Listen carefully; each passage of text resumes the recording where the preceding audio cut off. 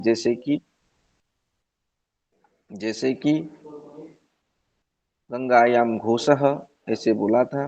गंगायाम यहाँ पर सप्तमी विभक्ति है, और गंगायाम घोषः, गंगा में यानी कि जल प्रवाह रूप जो स्थान है, जल प्रवाह में गांव, छोटा सा गांव, ये रहना संभव नहीं है। पानी के ऊपर गांव नहीं बैठता, नहीं बस सकता है। इसीलिए हमने क्या किया, वहां पर सप्तमी विभक्ति का जो अर्थ है उसका हम तीर रूप, निकटवर्ती, गंगा निकट, गंगा कूल, गंगा तीर, तीरे अर्थ ऐसे हम बना दिए। तो गंगायाम का परिवर्तन होकर क्या हो गया, गंगा तीरे हो गया। तो यहाँ पर मुख्यार्थ जो वाच्यार्थ था वो बाधित हो रहा है। तो जहां पर बाधित होकर दूसरा अर्थ प्रतिपादन हो, उसी जगह पर क्या होता है, वहां पर लक्षणा कही जाती है। और जहां पर मुख्यार्थ बाधित न होकर भी किसी दूसरे अर्थ को प्रतिपादन करे, तो उस जगह पर क्या होता है, उसे व्यंजना कहा जाता है, व्यंग्यार्थ कहा जाता है। जो अर्थ प्रतीति होती है उसे हम व्यंग्यार्थ को कहते हैं, व्यंग्य अर्थ कहते हैं। और जिस शक्ति के बल पर यह अर्थ प्रतीति होती है उसे हम व्यंजना कहते हैं। तो इसी हिसाब से वहां पर हम उदाहरण दिए थे, क्या, गतोस्तमर्कः। गतोस्तमर्कः बोलने पर उसका अर्थ क्या है, सूर्य अस्त जा रहे हैं या सूर्य अस्त हो रहे हैं, शाम ढल रहा है, ऐसे अर्थ हम ले सकते हैं। अब शाम ढल रहा है यह वाक्य सुनकर खिल जो खेल में जो मग्न है, ऐसा कोई बच्चा है, उसके मन में क्या आ रहा है, मन में आ रहा है कि अभी खेल बंद करके पढ़ाई करने का समय हो गया, स्टडी आवर शुरू हो रहा है। जो पूजक पुजारी था, पुजारी के मन में क्या आ रहा है, नहीं, अभी और बाकी काम पूजा करने के बाद, आरती के बाद करना है, आरती का समय हो गया, आरती करना है, भगवान को आरती करना है, या तो संध्या वंदन करना है। और जो गोपालक होगा, गाय चराने गया था, उसका क्या, अभी गाय को बांधने का, संध्या हो गया है, शाम हो गया है, शाम ढलने लगा है, चलो गाय बांध दे, यह अर्थ आएगा। तो लेकिन यहाँ जो गतोस्तम अर्थ था, यहाँ पर लेकिन उसका जो मुख्य अर्थ है, सूर्य अस्त जा रहे हैं, यह अर्थ बाधित नहीं हो रहा है, यह जैसे कि वैसे ही रह रहा है। यहाँ पर कोई मुख्य अर्थ बाधन नहीं हो रहा है, अन्वय में कोई रुकावट नहीं आ रही है। जैसे कि गंगायाम घोषा में क्या हो रहा है, अन्वय में रुकावट आ रही है। गंगायाम, पानी में गांव, पानी में गंगा रूप पानी में कैसे गांव बैठ सकता है, नहीं हो सकता। तो इसका मतलब क्या हो रहा है, गंगा के किनारे, यह अर्थ हम ले रहे हैं। तो इसी हिसाब से हमने देखा था अविधा, लक्षणा और व्यंजना, ये तीनों के। और अविधा जो शक्ति है, वो शक्ति कहाँ कहाँ पर शक्ति ग्रहण हो पाएगा, शक्ति जाति, गुण, द्रव्य और व्यक्ति, ये चारों में हम लिए थे, शक्ति ग्रह के विषय में आलोचना की थी। आज जो कर रहे हैं, हम आज पहले व्यंजना की ओर जाएंगे, उसके बाद लक्षण। तो देखिए, मैं आपको थोड़ा अपना स्क्रीन शेयर कर रहा हूं, आप लोग ध्यान से देखिए।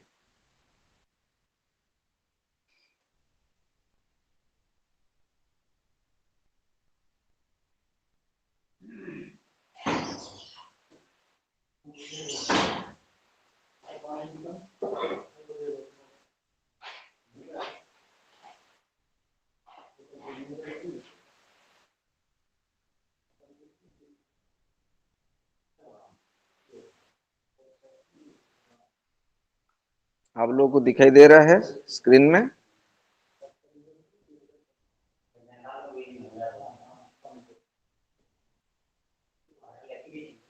दिखाई दे रहा है स्क्रीन में? जी जी सर। जी ठीक है। तो देखिए, अभी हम अविधा के विषय में देखेंगे। वीरतासु अभिधाद्यासु यया अर्थः बुध्यते परः, सा वृत्ति व्यंजना नाम शब्दस्य अर्थादिकस्य च। वीरतासु अविधाद्यासु, अभिधा आदिसु, अभिधा और लक्षणा।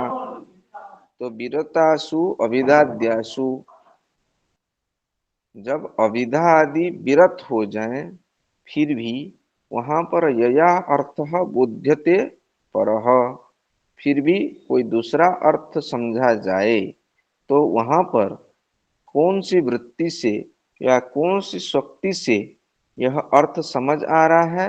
तो व्यंजना नाम, वो शब्द और अर्थ ये दो भेद से उसका दो व्यंजना किया गया है, शाब्दी व्यंजना और एक आर्थी व्यंजना। उसके बारे में हम आगे देखेंगे। तो व्यंजना को दो भागों में बांटा गया है, एक है शाब्दी व्यंजना, दूसरी है आर्थी व्यंजना। आप लोग चाहें तो अपना स्क्रीनशॉट ले सकते हैं इसका। विरतासु अभिधाद्यासु यया अर्थः बोध्यते परः सा वृत्ति व्यंजना नाम शब्दस्य अर्थादिकस्य च। तो यहाँ पर जो लिखा हुआ है आपका, शब्द बुद्धि कर्मणाम विरम्य व्यापारा भाव इति नयेन अविधा लक्षणा तात्पर्याख्यासु तिसृषु वृत्तिषु स्वं स्वं अर्थम बोधयित्वा उपक्षीणासु यया अन्यः अर्थः बोध्यते सा शब्दस्य अर्थस्य प्रकृति प्रत्ययादेः शक्ति व्यंजन ध्वनन ध्वनन गमन प्रत्यायन आदि व्यपदेशा विषया व्यंजना नाम। अभी क्या हो रहा है, यहाँ पर बोल रहे हैं कि जब हम किसी एक शब्द का उच्चारण करते हैं, वह शब्द उसी क्षण अपना जो अर्थ है उसे प्रतिपादन करने के बाद वो उपरत हो जाता है, वो सो जाता है या विराम ले लेता है। जब हम किसी एक शब्द का उच्चारण करें, रामः ग्रामं गच्छति, अभी रामः ग्रामं गच्छति ऐसा बोलने पर राम शब्द अपना अर्थ दशरथ का बेटा यह अर्थ प्रतिपादन करके वह शब्द विरम हो गया, विराम ले लिया। ग्राम किसी एक स्थान विशेष का अर्थ प्रस्फुटित करके वह शब्द विरम ले लेता है। शब्द राम ग्रामम गच्छति, गच्छति करके गमन उत्तर देश संयोगानुकूल व्यापार, पहले जहां खड़े थे उसे छोड़कर दूसरी जगह कहां पर जा रहे हैं, तो इसी अर्थ को प्रतिपादन करके वह शब्द विराम ले लेता है। तो यहाँ वही कर रहे हैं, शब्द बुद्धि कर्मणाम विरम्य व्यापाराभाव। जब एक शब्द एक बार उच्चारित हो जाए और उसका अर्थ प्रतिपादन करने के बाद वह विरम्य विराम ले ले तो उसके बाद उसका व्यापार नहीं हो पाता और वही किसी का अर्थ और प्रतिपादन नहीं कर पाता है। एक बार जब हम एक शब्द को उच्चारण करते हैं तो वह अपना अर्थ एक बार ही उच्चारित करके वो बंद हो जाता है या विराम ले लेता है। बार बार एक शब्द अर्थ नहीं निकालता, यदि निकालता तो क्या होता, कृष्ण ने जो भगवान अर्जुन को समझाए हैं उसका ध्वनि और अर्थ अभी भी गुंजरित होता रहता, बार बार हमें पढ़ने की जरूरत नहीं पड़ती, एक ही में हो जाता। ऐसा नहीं हो रहा है, या तो मैं जो बोल रहा हूं आप लोग बार बार उसे नहीं पढ़ते, एक बार पढ़ने पर ही हो जाता, क्योंकि बार बार वही शब्द आपके मन में अर्थ उच्चारित करते रहते हैं। तो इसीलिए बोल रहे हैं, शब्द बुद्धि कर्मणाम विरम्य व्यापारा भाव इति नये न, अभिधा में हो या लक्षणा में हो या तात्पर्य में है। ठीक है, ये तात्पर्य फिर क्या है, तो ये तात्पर्य एक अलग वृत्ति है जहां पर अविधा से भी काम नहीं होता, अविधा लक्षणा और व्यंजना भी नहीं होता। तात्पर्य वहां पर एक चौथी वृत्ति भी है जिस पर हम उसका तात्पर्य मतलब इंटेंशन क्या है, बोलने वाले का इंटेंशन पता चलता है, उसका उद्देश्य क्या है, तात्पर्य किस बात पर है, उसको तात्पर्य वृत्ति कहा जाता है। विशेष करके वेदांत में तात्पर्य वृत्ति को ज्यादा प्राधान्य दिया गया है। आगम प्रमाण के विचार में वहां पर तात्पर्य वृत्ति की व्याख्या की गई है। वहां पर यह अविधा लक्षणा वहां पर वाच्य लक्ष्य के बात में भी तात्पर्य को ज्यादा प्राधान्य दिया गया है। वाक्य का अर्थ निकालने में, अर्थ प्रस्तुति करने पर उसमें ज्यादातर तात्पर्य को माना गया है। तो यहाँ बोल रहे हैं कि जहां पर एक बार किसी भी वृत्ति से एक अर्थ प्रतिपादित हो जाए तो वहां पर क्या होता है, और दूसरा अ, हो जाने पर भी जब कोई दूसरा अर्थ फिर समझा जाए तो उसी जगह पर क्या होता है, वहां पर व्यंजना को उसका कारण समझा जाता है। तो शब्द बुद्धि कर्मणाम विरम्य व्यापार भाव इति नयेन अविधा लक्षण तात्पर्याख्यासु तिसृषु वृत्तिषु स्वं स्वमर्थं बोधयित्वा उपक्षीणासु यया अन्य अर्थः बोध्यते सा शब्दस्य अर्थस्य प्रकृति प्रत्यादेः शक्ति ही व्यंजना। वह व्यंजन है, ध्वनन भी उसे कहा जाता है, ध्वनि भी उसे कहा जाता है। तो इसी हिसाब से जब अविधा लक्षणा द्वारा किसी भी तरह का एक, जैसे हम गतोस्तमर का एग्जाम्पल देखे, उसमें क्या था, गतोस्तमर का उसका अर्थ क्या है, सूर्य ढल रहे हैं या तो शाम हो रहा है, ऐसा अर्थ है। तो वो उसका वाच्यार्थ है। वाच्यार्थ प्रतिपादन होने के बावजूद वो कुछ ज्यादा अर्थ प्रतिपादन कर रहा है सुनने वाले के लिए, जो कि खेलते हुए लड़के के लिए खेल बंद करके पढ़ने लगना, पूजक के लिए पूजा शुरू करना या आलती देना है, गोपालक के लिए गाय को बांधना है, यह अर्थ उसे पता चल, शाम ढल रहा है, यह वाक्य का अर्थ यहाँ पर कुछ अलग हो रहा है। तो उसी स्थिति पर व्यंजना दिया जाता है। और इसी तरह का व्यंजना ये दो का कहा जा गया है। अभिधा लक्षणा मूला शब्दस्य व्यंजना द्विधा। तो शाब्दी व्यंजना को फिर दो भाग में, पहले शाब्दी व्यंजना अर्थी व्यंजना किए हैं, और अभी शाब्दी व्यंजना को दो भागों में बांटा गया है। एक है अभिधा मूला व्यंजना, दूसरा है लक्षणा मूला व्यंजना। एक है अभिधा मूला, दूसरा है लक्षणा मूला। तो अभिधा मूला का अर्थ क्या है, वो बोल रहे हैं अनेकार्थस्य शब्दस्य संयोगादेहि नियंत्रिते एकत्र अर्थे अन्यधि हेतु व्यंजना सा अभिधाश्रया। अनेकार्थस्य शब्दस्य, इस हमारे जो बोलचाल में हम ऐसे बहुत सारे शब्द व्यवहार करते हैं जिसका एक से अधिक अर्थ रहता है। दैनंदिन जीवन में हो, साहित्यिक में हो, पढ़ाई लिखाई में भी हो, बहुत सारे शब्द हमारे सामने हैं जिसका एक से ज्यादा अर्थ रहता है। संस्कृत में हो, हिंदी में भी हो, तो वहां पर अनेकार्थस्य शब्दस्य, उसी तरह का एक शब्द है जिसका अनेक अर्थ है, संयोगात, किसी अन्य एक शब्द के साथ बैठने पर संयोग से, अनेकार्थस्य शब्दस्य संयोगाद्ये ही नियंत्रिते, कंट्रोल होता है, एकत्र अर्थे अन्यधि हेतु, अन्यधि हेतु, एक अर्थ में उसका कारणता रहता है, तो उसको व्यंजना कहा जाता है। वो अभिधा मूला व्यंजना है, अभिधाश्रया, अभिधा पर आश्रित होकर वो अन्य अर्थ बोल रहा है, अभिधाश्रया व्यंजना उसे कहा जाता है, अभिधा मूला व्यंजना कहा जाता है। और लक्षणा में क्या है, लक्षणोपास्यते यस्य कृते तत्तु प्रयोजनम यया प्रत्यायते सा स्यात् व्यंजना लक्षणाश्रया। और जहां पर कुछ प्रयोजन के लिए हम कुछ दूसरा अर्थ प्रतिपादन के लिए उसी से बोल रहे हैं, तो वहां पर लक्षणा मूला व्यंजना होगा। इसे थोड़ा ज्यादा क्लियर करने के लिए उदाहरण में थोड़ा बात कर लेते हैं। उदाहरण क्या है, गंगायाम घोषः, यहाँ पर लक्षणा है, इसे लक्षणा यहाँ पर व्यंजना भी दिखाना चाहते हैं हम लोग, तो क्या करना है, वहां पर व्यंजना क्या है, किसी का बात हो रहा है, बहुत दोनों धार्मिक व्यक्ति बात कर रहे हैं, कौन कितना धार्मिक है यह प्रतिपादन करने के लिए कि कौन कितना धर्मनिष्ठ है, या तो पूर्व जन्म में कौन कितना पुण्य किया है, ऐसी बातें होती रहती है। तो मैं ज्यादा भाग्यवान हूँ, मैं ज्यादा पुण्यवान हूँ, ऐसी चर्चा चल रही है। तो एक बोले क्या आप बात कर रहे हैं, हम खुद गंगा के रहने वाले हैं। कोई बोले हम खुद पुरी के रहने वाले हैं। तो यहाँ पर क्या हो रहा है, गंगा में रहने वाले, गंगा के रहने वाले हैं।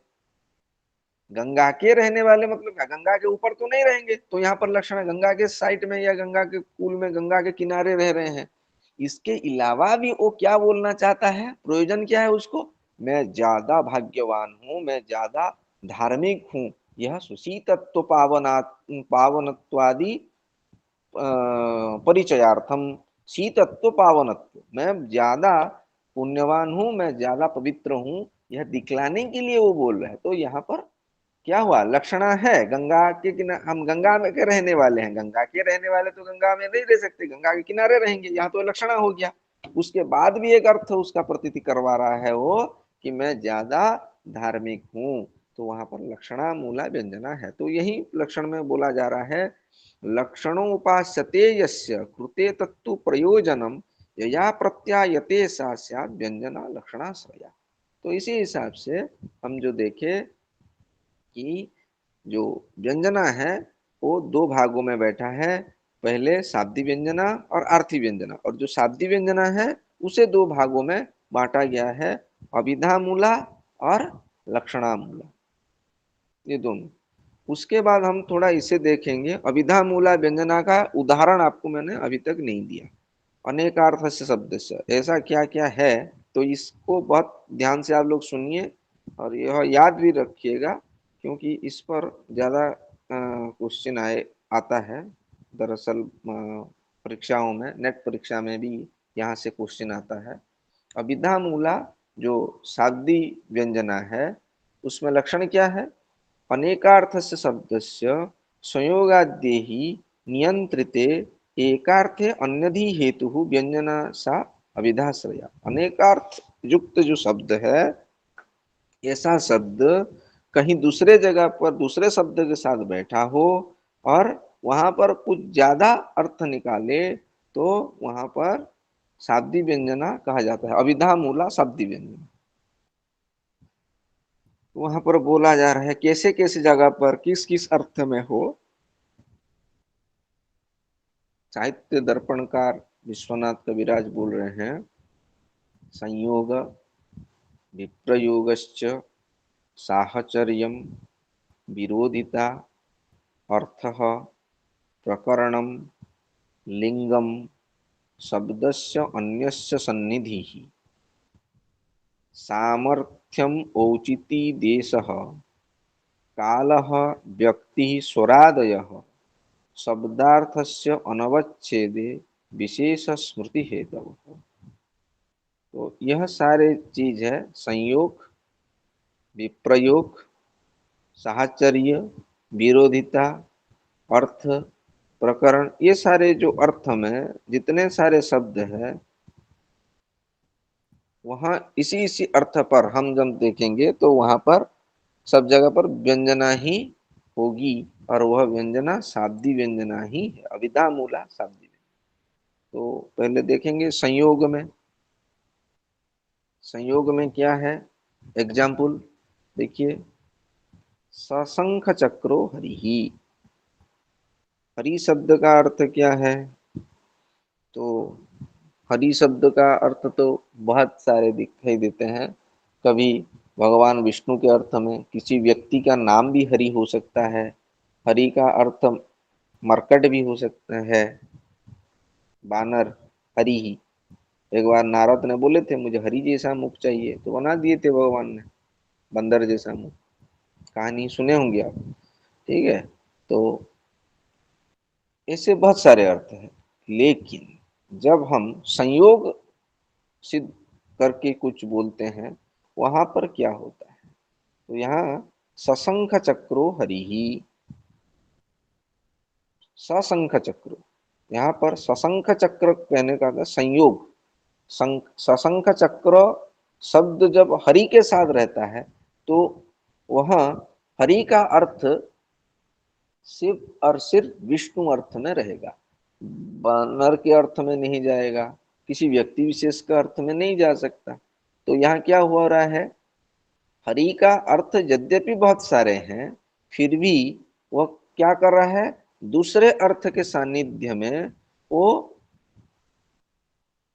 एक अर्थ का व्यंजन कर रहा है। सशंख चक्रो हरि, शंख चक्र धारी हरि विष्णु। ठीक है, इसी हिसाब से फिर आता है विप्रयोग। विप्रयोग का अर्थ क्या है, नहीं रहना। संयोग मतलब साथ में रहना, विप्रयोग में अलग, रहित। तो यहाँ पर एग्जाम्पल है, पर जो उदाहरण दिया गया है वह है असंख चक्रो हरि, शंख चक्र रहित हरि।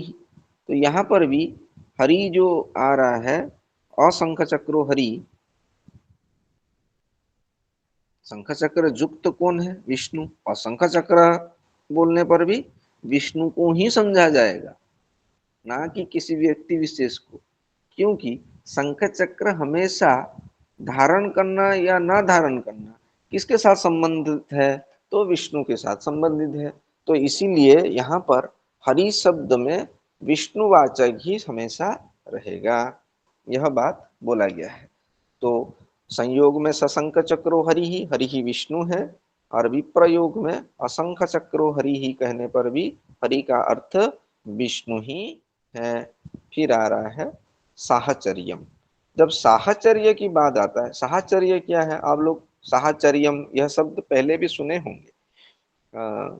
साहित्य शब्द का अर्थ निर्वचन में भी आप लोग साहित्य का साहचर्य शब्द आया होगा। दर्शन में भी आप लोग पढ़े हैं साहचर्य शब्द। व्याप्ति जब आप पढ़े होंगे, अनुमान इत्यादि, यत्र यत्र धूमः तत्र तत्र वह्नि इति साहचर्यो नियमः, व्याप्ति पढ़े होंगे।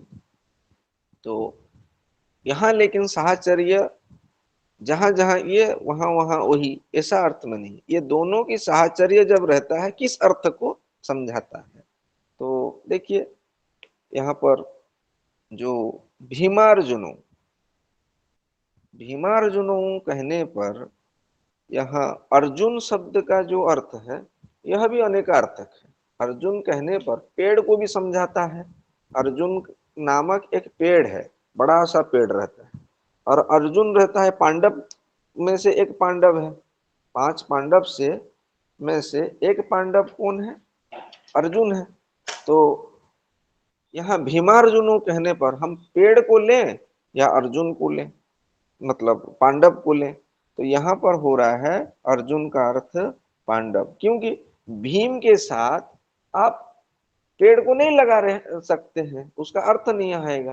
तो यहाँ पर अर्जुन शब्द का अर्थ भीमार्जुनो कहने पर भीम शब्द का, भीम शब्द का अर्थ है भी, भीम शब्द का अर्थ है भीम अर्जुनो। अर्जुन शब्द का अर्थ यहाँ पांडव में से एक पांडव, जो वही अर्थ को यहाँ व्यंजित करता है, व्यंग्य करता है। तो यहाँ पर भीम शब्द की उपस्थिति पर अर्जुन शब्द की अर्थ पांडव में आएगा। तो साहचर्य हो गया। यहाँ साहचर्य हमेशा भीम के साथ कौन रहता है, अर्जुन रहते हैं। तो उस अर्जुन कौन है, पेड़ तो है नहीं, तो पेड़ तो नहीं रहता हमेशा। तो भीम के साथ जिस अर्जुन का संबंध है वो उनका भाई का संबंध है। तो भाई कौन है, एक पांडव ही है। तो यहाँ अर्जुन का अर्थ पांडव ही आएगा। उसके बाद आता है विरोधिता। कर्णार्जुनो, कर्ण और अर्जुन ये दोनों के बीच बहुत विरोध है। और अर्जुन शब्द का अर्थ यहीं पर भी, अर्जुन पेड़ का भी अर्थ है, और अर्जुन पांडव, एक पांडव भी है। तो कर्ण के साथ किसको पकड़े, अभी मान लीजिए आप बोलेंगे सर कर्ण के अर्थ तो कान भी होता है, कान के लेकर होते, तो कान के साथ अर्जुन का संबंध ही नहीं बैठ रहा है। तो यहाँ पर कर्णार्जुनो, कर्ण और अर्जुन के बीच जो शत्रुता है, विरोधिता है, उसी के आधार पर यहाँ अर्थ व्यंजित कर रहा है। तो यहाँ पर अर्जुन शब्द का अर्थ हो जाएगा पांडव, और कर्ण का अर्थ कौन है, कर्ण का मतलब तो कान भी है, और कर्ण का अर्थ सूतपुत्र भी है। तो यहाँ कर्ण कौन है, सूतपुत्र। यहाँ कान और अर्जुन के बीच, अर्जुन का अर्थ पेड़ भी पकड़ ले, कान और पेड़ में कोई संबंध नहीं बैठ रहा है, तो विरोध रूप संबंध को लेकर यहाँ कर्ण शब्द का अर्थ हम लिए सूतपुत्र और अर्जुन का अर्थ लिए पांडव, एक पांडव। तो यहाँ कर्णार्जुनो ये शब्द बन रहा है। तो मुख्य यहाँ पर क्या है, क्या संबंध है, संबंध कैसी है, तो उसी के आधार पर आपको अर्थ निकालना है। संबंध नहीं रहेगा तो अनेकार्थ जो शब्द है उस पर आप अर्थ नहीं निकाल पाओगे। उसके बाद अर्थ, अर्थ क्या है, प्रयोजन। तो अर्थ हमें स्थाणुम वंदे, अभी स्थाणु शब्द का अर्थ क्या है और वंदे अर्थ का क्या अर्थ है। वंदे, वंदे भारतम, वंदे भारत हम लोग कहते हैं, वंदे भारतम, अहम वंदे कृष्णम वंदे जगत गुरुम, कृष्णम वंदे, वंदे अहम वंदे, अहम मैं वंदना कर रहा हूँ, किसका कर रहा हूँ, कृष्ण का कर रहा हूँ। लेकिन यहाँ पर क्या, स्थाणुम वंदे, मैं स्थाणु का वंदना करता हूँ। तो स्थाणु का वंदना कैसे हो सकता है, स्थाणु का अर्थ है पिलर, खंबा, खंबे का कैसे वंदना कर सकते हैं, नहीं कर सकते हैं खंबे का। तो वो बोल रहे हैं तो यहाँ पर कैसे अर्थ है, तो यहाँ पर अर्थ प्रयोजन, तो हम क्या, स्थाणुम वंदे, स्थाणु का अर्थ शिव वाचक भी है। स्थाणु शब्द का अर्थ शिव, भगवान शिव को भी स्थाणु कहा जाता है।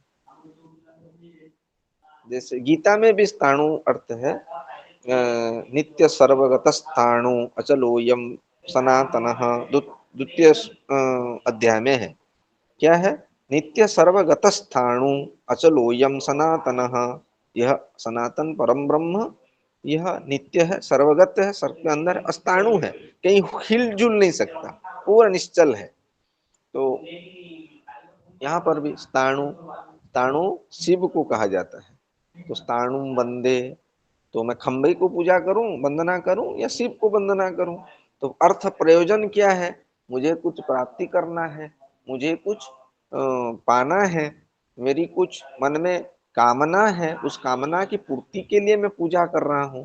तो यहाँ पर क्या है, स्थाणु वंदे, स्थाणु शब्द का अर्थ शिव ही होगा, स्थाणु शिव, स्थाणु शिव, ठीक है। उसके बाद आ रहा है प्रकरण के हिसाब से, सर्वम जानाति देवः, सर्वम जानाति देवः, यहाँ पर अभिधा देखें तो क्या होगा, देवः भगवान, कोई देवता, सर्वम जानाति। लेकिन यह वाक्य क्या हुआ है, कहीं पर एक बड़ा सा राजसभा है, राजसभा में बहुत सारे पंडित बैठे हुए हैं और वहां पर किसी एक विषय या मसले के ऊपर चर्चा हो रही है, कुछ सुनवाई चल रही है।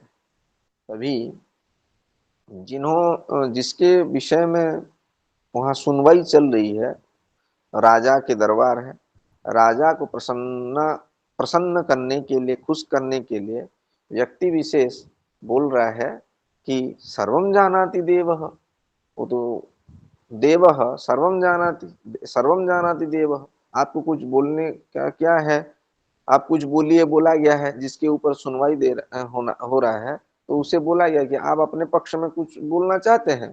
तो वो बोल रहा है मैं क्या बोलूं भगवान, सर्वम जानाति देव, ये भगवान मैं क्या बोलूं, सब कुछ देव को पता है। तो वहां प्रकरण क्या है, सुनवाई चल रही है, सुनवाई के दौरान जिसके ऊपर दोष लगाया हुआ है वो बोल रहा है कि सब कुछ तो आपको देव को मालूम है। तो वहां पर देव कौन है, प्रकरण बस देवराजा हुए, देवता विशेष में नहीं बोल रहा है।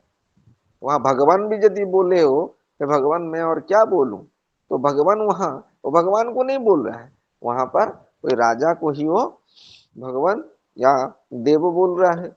तो प्रकरण बस भी हमें देखने को मिलता है कि जो उसका अविधामूल जो अर्थ है, जो वाच्यार्थ अर्थ है, उसी अर्थ से कोई दूसरा अर्थ भी प्रतीति हो रहा है, सर्वम जानाति देवः। जैसे कि प्रकरण मान लीजिए, मैं आप एक बार, मैं तो नहीं, किसी सर ने परीक्षा किए थे, किसी क्लास में परीक्षा लिए थे। परीक्षा लेने के बाद सब अपने अपने कॉपी जो है वो सबमिट किए। सबमिट कर उसका वैल्यूएशन करेंगे, उसको देखेंगे कौन स्टूडेंट कैसा लिखा है कैसा नहीं। तो एक बच्चा कुछ भी नहीं लिखा था, पूरा ब्लैंक छोड़ दिया था। तो गुस्से के मारे गुरुजी ने क्या किया, उसमें 10 मार्क का परीक्षा था मान लीजिए, तो 10 से शून्य देना था, वहां डबल जीरो बैठा दिया और गोल बुला दिए। ठीक है। और जब फिर अपने नोटबुक सबको दिए देखने के लिए, मार्क बोल बोल कर वो बोल रहे थे, तब वो क्या बोले कि अ, जगन्नाथ सब देख रहा है, ऐसा बोल के कॉपी दे दिए। ये चका आकी सब देख रहा है, चका डोला सब देख रहा है, ऐसा बोले। तो सब हंस दिए ऐसा सुनकर। हंसने की कोई जरूरत नहीं थी वाक्य सुनने के बाद, लेकिन सब हंस रहे हैं। इसका मतलब क्या है, सर ने जो बोला है उसका अविधा अर्थ जो है, चका की सबूदे कुची उड़िया में कहा जाएगा, चकाडोला भगवान जगन्नाथ सब देख रहे हैं। तो इसका मतलब क्या है, भगवान तो सब कुछ देख रहे ही हैं, देखते ही हैं, इसमें कोई दो रहा है, ये अविधा ही है। लेकिन उसमें कुछ ज्यादा अर्थ व्यंजित हो रहा है। क्या है, भगवान का 2 आंख है जगन्नाथ जी का, और सब गोल गोल ही है, तो उसके डबल जीरो मिला है, इसका अर्थ यही है। तो बच्चे समझ गए, बाकी बच्चे और खिलखिलाकर हंस दिए।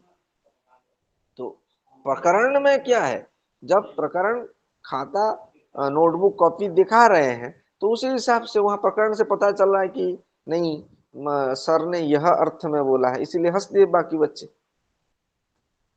और जहां पर सर्वम जानाति देव, यहाँ राज्यसभा की बात हो रही है, राज्यसभा में किसी के ऊपर सुनवाई चल रही है, और सुनवाई के दौरान जब बोला जा रहा है कि आपके विषय में, आपके पक्ष में आपको कुछ बोलना है, तो वो बोल रहा है सर्वम जानाति देव, तो राजा को ही बोल रहा है वो, कि राजा को तो सब कुछ पता ही है, मुझे और क्या बोलना है। तो राजा ना बोलकर वो देव बोल रहा है। तो देव शब्द का अर्थ वहां पर प्रकरण वश में वो राजा को संबोधित संबोधित कर रहा है। ठीक है।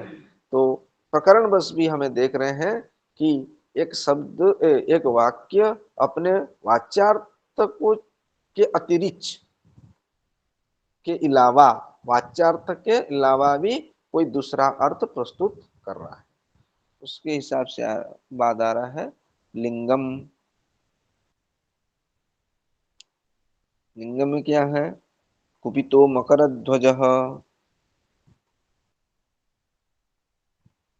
मकर ध्वज। तो मकर ध्वज,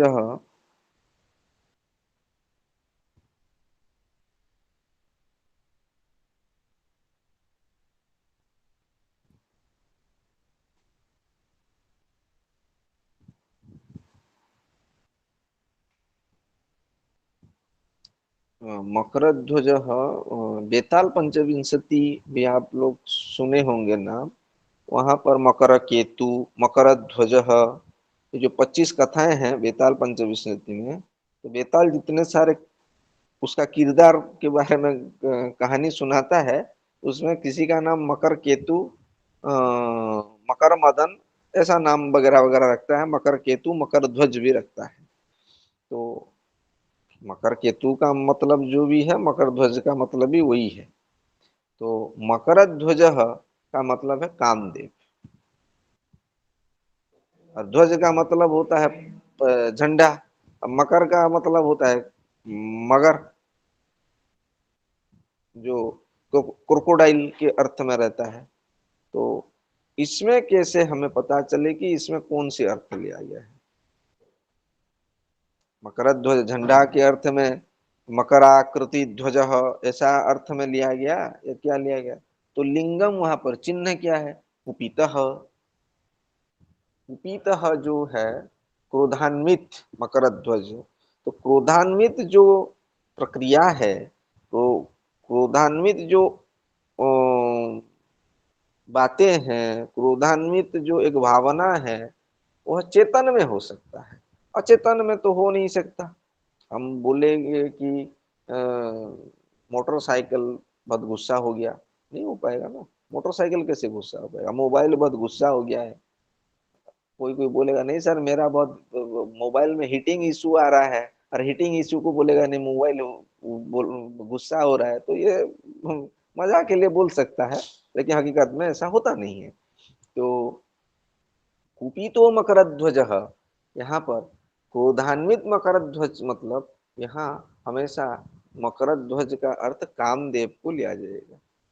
कामदेव बहुत गुस्सा हो गए, काम रूप जो ये वहां ज्यादा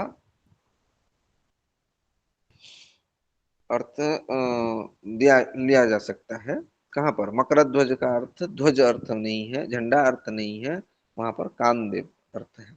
कामदेव का अर्थ कैसे हो सकता है, तो वहां पर कुपितो मकर, इसका काम वासना ज्यादा बढ़ जाए तो वहां पर कुपितो मकरध्वज ऐसा शब्द कहा जाता है।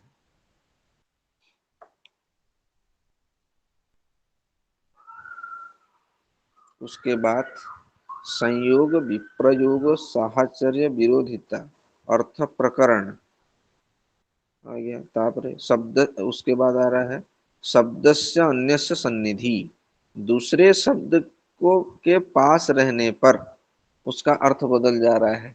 जैसे एग्जाम्पल दे रहे हैं, पुरारी। पुरारी अर्थ है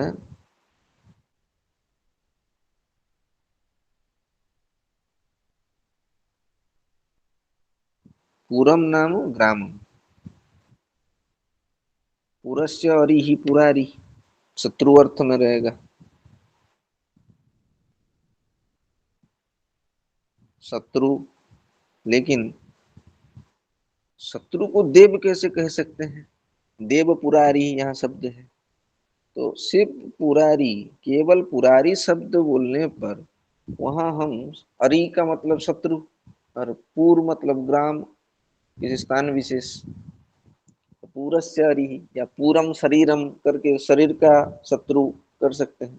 लेकिन देव पुरारी ही कर देने पर, देव का अर्थ भगवान किया जाए, तो भगवान शत्रु कैसे हो सकते हैं, भगवान शत्रु नहीं हो सकते। तो यहाँ क्या हो रहा है, देव पुरारी करते पर, तो क्या यहाँ दूसरा अर्थ, देव पुरारी संबंध जब हम देख रहे हैं, देवता भी हो और पुरारी हो, शत्रु तो नहीं हो सकता वहां पर। तो वहां पर क्या हो रहा है, तो अर्थ उसमें पुरारी शब्द का और एक अर्थ है, जिसका अर्थ है शिव, भगवान शिव को पुरारी कहते हैं। क्यों कहते हैं, पूर नामक एक राक्षस था, और वो राक्षस को उन्होंने मारा था, इसीलिए राक्षस जो पूर है, पूर्व राक्षस का वो शत्रु है कौन, भगवान शिव। तो पुरारी कौन है, पुरारी भगवान शिव है। तो देव पुरारी तो वो भगवान भी है, देव भी है, देवता भी है। तो देव पुरारी यहाँ पर, तो पुरारी शब्द का अर्थ यहाँ शत्रु ना लेकर वहां पर भगवान शिव को ही लिया जाएगा। तो यहाँ शब्द से अन्य सन्निधि देव पुरारी, यह अर्थ आ रहा है। उसके बाद आ रहा है सामर्थ्यम। सामर्थ्य को देखकर भी हम मधुना मत्तः पीकः,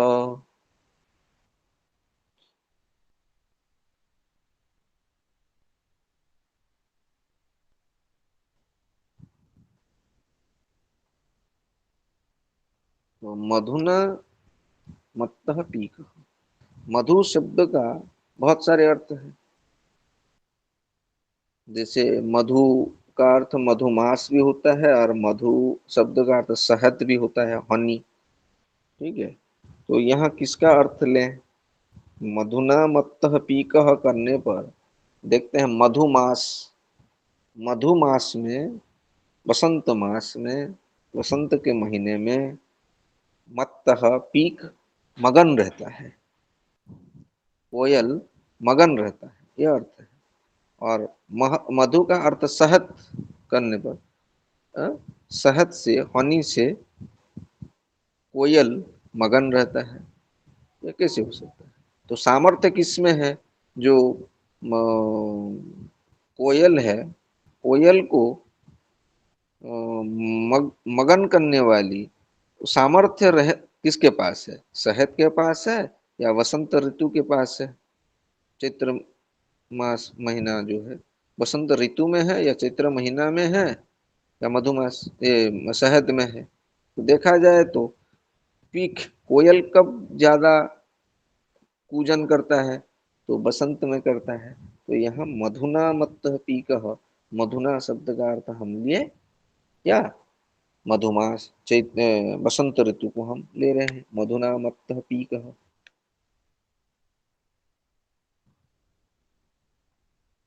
तो मधु शब्द का जो बसंत अर्थ है वो सामर्थ्य को लेकर यहाँ पर हो रहा है, नहीं कि विरोधिता या साहचर्य को लेकर नहीं, सामर्थ्य किसमें है। उसके बाद आ रहा है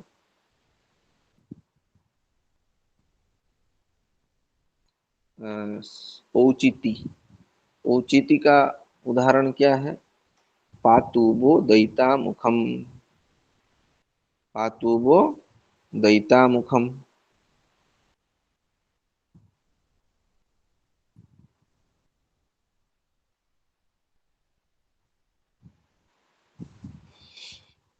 कभी क्या हुआ है, एक नायक नायिका दोनों हैं, उनके बीच झगड़ा हो गया है।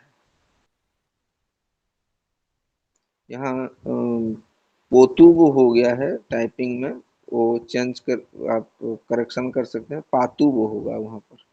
जो आपको स्क्रीन में शेयर किया हूँ उसमें पोतु हो गया है, वो पातु होगा। ये थोड़ा गलती हो गया है, उसे करेक्शन कर लेना। तो पातु वो दैता मुखम, तो नायक और नायिका दोनों के बीच झगड़ा हो गया है। अभी झगड़ा होने के बाद मनाने का टाइम आया है। तो इसमें क्या किए हैं, दैता मुखम पातु, पातु पारक्षणे इति धातु, पाती पातः पांति, और पातु लोट लकार में रक्षा करो। तो किसको रक्षा करें, दैता मुखम।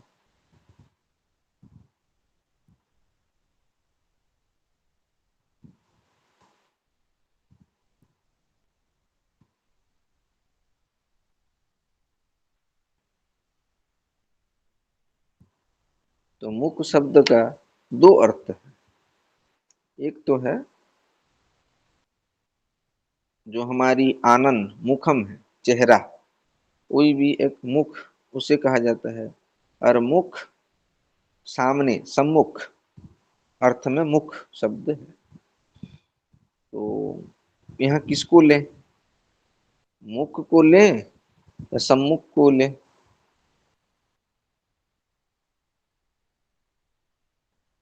तो यहाँ जब झगड़ा हुआ है, मनाने की बात आ रही है, तो मनाने के लिए सम्मुख में जाना पड़ेगा। तो पातु वो दयिता मुखम, आप प्रियतमा की रक्षा करें और प्रियतमा तुम्हारी रक्षा करें, यह अर्थ रखा जाए तो दयिता मुखम जो है वो, दयिता मुखम, दयिता यहाँ प्रियतमा नायिका जो है उसी को कहा जा रहा है। तो नायक जब जाएगा किसको, सम्मुख में जाकर, तो मुख शब्द का अर्थ मुख चेहरा ना होकर यहाँ पर सम्मुख अर्थ में नियंत्रित है। तो इस किसके लिए है, ये औचित्य की कहाँ कैसे हो सकता है, औचित्य, यह ठीक, यह ठीक नहीं है, इसी आधार पर। उसके बाद आ रहा है विभाति गगने चंद्र। चंद्र शब्द का भी बहुत सारे अर्थ हैं।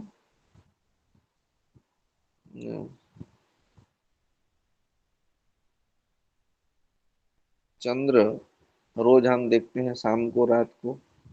और एक चंद्र का अर्थ होता है कर्पूर, कपूर जो कहते हैं, ठीक है। तो यहाँ पर कैसे, हम कौन से अर्थ को लें, चंद्र, चंद्र यहाँ कपूर तो हो नहीं सकता, क्योंकि गगने चंद्र, आकाश में कपूर नहीं है। आकाश में क्या है, आप लोगों को दिखाई दे रहा है या स्क्रीन अंधेरा आ रहा है, डार्क हो गया है। अंधेरा है। जी जी जी। देखने दो, इसके पहले आ रहा था। हाँ देख रहे हैं, एक मिनट।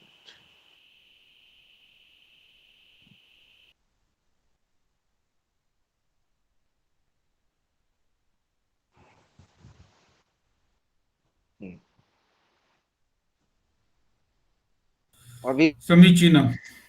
हाँ समीचीनम अस्ति। जी जी। तो गगने चंद्र जब आया है तो गगन आकाश है, और आकाश में चांद रहेगा, वहां तो कर्पूर नहीं रहेगा। तो स्थान विशेष देश को लेकर, देश मतलब यहाँ स्थान, देश मतलब भारत श्रीलंका ऐसा नहीं है। तो विभाति गगने चंद्र, तो आकाश में चांद चंद्रमा का अर्थ यहाँ लिया जाएगा। ठीक है। उसके बाद आता है कालः, समय के अनुसार। निशी चित्रभानु हूँ, निशी चित्रभानु, चित्रभानु शब्द का अर्थ क्या क्या है? चित्रभानु शब्द का एक अर्थ तो अग्नि है, और दूसरा अर्थ है अम, अम, हाँ, चित्रभानु एक सूर्य अर्थ है, एक सूर्य अर्थ है, भानु शब्द का अर्थ सूर्य, और हाँ चित्रभानु एक सूर्य अर्थ है, और दूसरा है अग्नि। चित्रभानु सूर्य को भी कहा जाता है और एक अग्नि को भी कहा जाता है। तो निशी चित्रभानु, यहाँ निशी शब्द का अर्थ है रात में। रात में जब बोला गया है, इसी शब्द पास में रहने के कारण कालवाचक है, ये समय को निर्धारित कर रहा है। रात में तो सूर्य नहीं रह सकते, रात में रहेगा कौन? तो रात में चित्रभानु आग ही रहेगी, अग्नि। तो चित्रभानु शब्द का अर्थ यहाँ क्या लिया गया? तो यहाँ पर हम ले रहे हैं अग्नि। यहाँ नहीं कहा जा सकता कि ये आप लक्षणा आप कर रहे हैं, यहाँ लक्षणा नहीं है, यह शब्द का अर्थ ही है। जैसे यहाँ आप लोगों के मन में यही शंका होगी, आ रही होगी कि सर यहाँ पे भी तो दूसरा अर्थ परिकल्पना आप ले रहे हैं, गंगायाम घोष की तरह। नहीं नहीं, ऐसा नहीं है, हम दूसरा अर्थ नहीं ले रहे हैं। यहाँ उसी शब्द का जो अर्थ है, उसी अर्थ को हम ले रहे हैं। क्यों ले रहे हैं? उसमें उसके पास में जो बैठा है अर्थ शब्द, उसके साथ अन्वय करने के लिए, उसके साथ क्या संबंध है, उसी आधार पर थोड़ा ज्यादा हम क्लियर करेंगे। यहाँ पर बहुत सारे शंका आती है कि सब जगह पर, यहाँ तो लक्षणा भी बोला जा सकता है, लक्षणा नहीं, लक्षणा और इसमें भेद क्या है यह समझने की चीज है ज्यादातर। लक्षणा आप एग्जाम्पल को हमेशा याद में रखिए, ध्यान में रखिए, तब जाकर समझ में आएगा। जैसे कि लक्षणा में हम लोग किए क्या, गंगायाम घोषः, गंगायाम घोषः में क्या हुआ है? घोष का मतलब गांव है, और गंगायाम का मतलब क्या है? जल प्रवाह रूप, पानी में, पानी में गांव, गंगा पानी में गांव, गंगायाम ऐसे करेंगे। तो गंगायाम शब्द का अर्थ क्या है? गंगा पानी में। और वहां पर हम अर्थ क्या निकाल रहे हैं? गंगा के किनारे। तो गंगायाम शब्द का अर्थ गंगा के किनारे है ही नहीं, हम खुद अपने हिसाब से परिकल्पना कर रहे हैं। जैसे कि हम चांदनी चौक पर मेरा घर है, स्टेशन में मेरा घर है, स्टेशन में घर नहीं रह सकता, स्टेशन के पास में घर है, ऐसा अर्थ ले रहे हैं। स्टेशन में शब्द का अर्थ स्टेशन के पास नहीं है, कभी भी किसी भी डिक्शनरी में हम ढूंढे तो उसमें ऐसा अर्थ नहीं है। लेकिन जो सुनने वाला है, सुनने वाला आदमी खुद वही खुद वही उसी अर्थ को परिकल्पना कर रहा है, वास्तव में वैसा अर्थ है नहीं उसी शब्द का। इसीलिए वहां पर लक्षणा, मुख्यार्थ जहां पर बाधित हो जाए। लेकिन यहाँ पर क्या हो रहा है, यहाँ पर कुछ शब्द ऐसे हमें मिले हैं जिनके बहुत सारे अर्थ हैं, और उसमें सब कुछ उसका मुख्यार्थ ही है। तो हम किस कौन से मुख्यार्थों को हम लें? तो एक को छोड़कर दूसरा को लें, तब जाकर यह क्या बोल रहा है? यह अभिधा मूला शाब्दी व्यंजना कहा जा रहा है।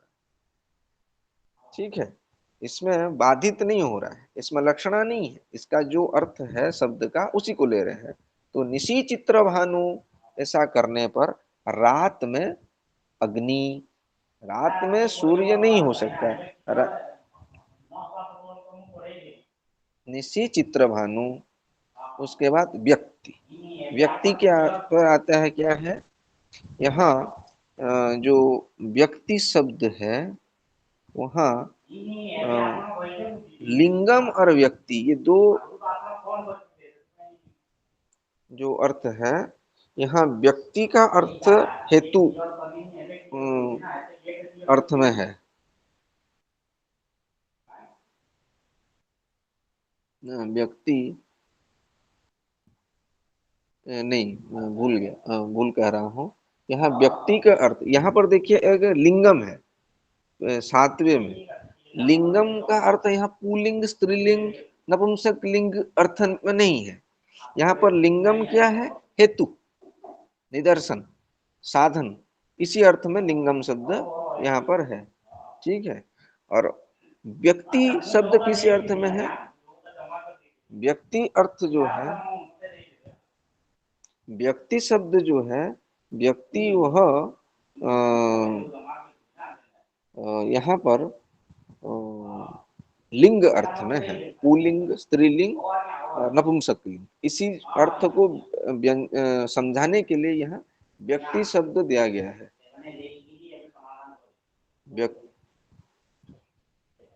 व्यक्ति शब्द जो है यहाँ पर लिंग अर्थ में है। लिंग मतलब पुल्लिंग, स्त्रीलिंग, नपुंसक लिंग। और लिंग शब्द का अर्थ है हेतु। सातवें नंबर पर जो लिंग शब्द दिया गया है वहां लिंग अर्थ में नहीं है, लिंग शब्द अर्थ में नहीं है, पुल्लिंग स्त्रीलिंग ऐसा अर्थ नहीं है। वहां क्या है, वहां हेतु। और यहाँ पर जो व्यक्ति शब्द दिया गया है वह लिंग अर्थ में है, वो पुल्लिंग स्त्रीलिंग ऐसा समझना चाहिए। आप नोट करके रखिए, नहीं तो यहाँ तो नहीं रहेगा। भाती रथांगम बोला जा रहा है। एग्जाम्पल क्या है, भाती रथांगम। रथांगम ऐसी कहने पर रथांगम शब्द नपुंसक में है, तो उसमें कौन से अर्थ को हम लें। रथांगम कहने पर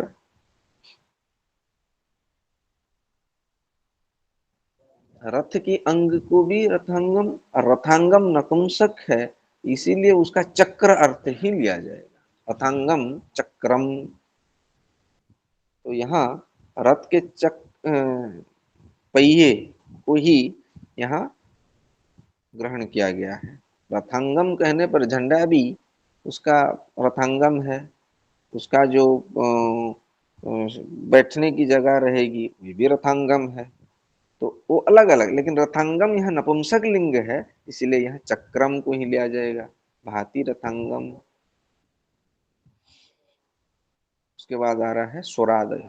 स्वरादय का आपका यहाँ किताब में, ग्रंथ में, साहित्य दर्पण का अन्य एग्जाम्पल ना देते हुए उन्होंने बोला वेदे प्रसिद्ध न तो काव्येषु, तो वेद में है, काव्य में यह नहीं है।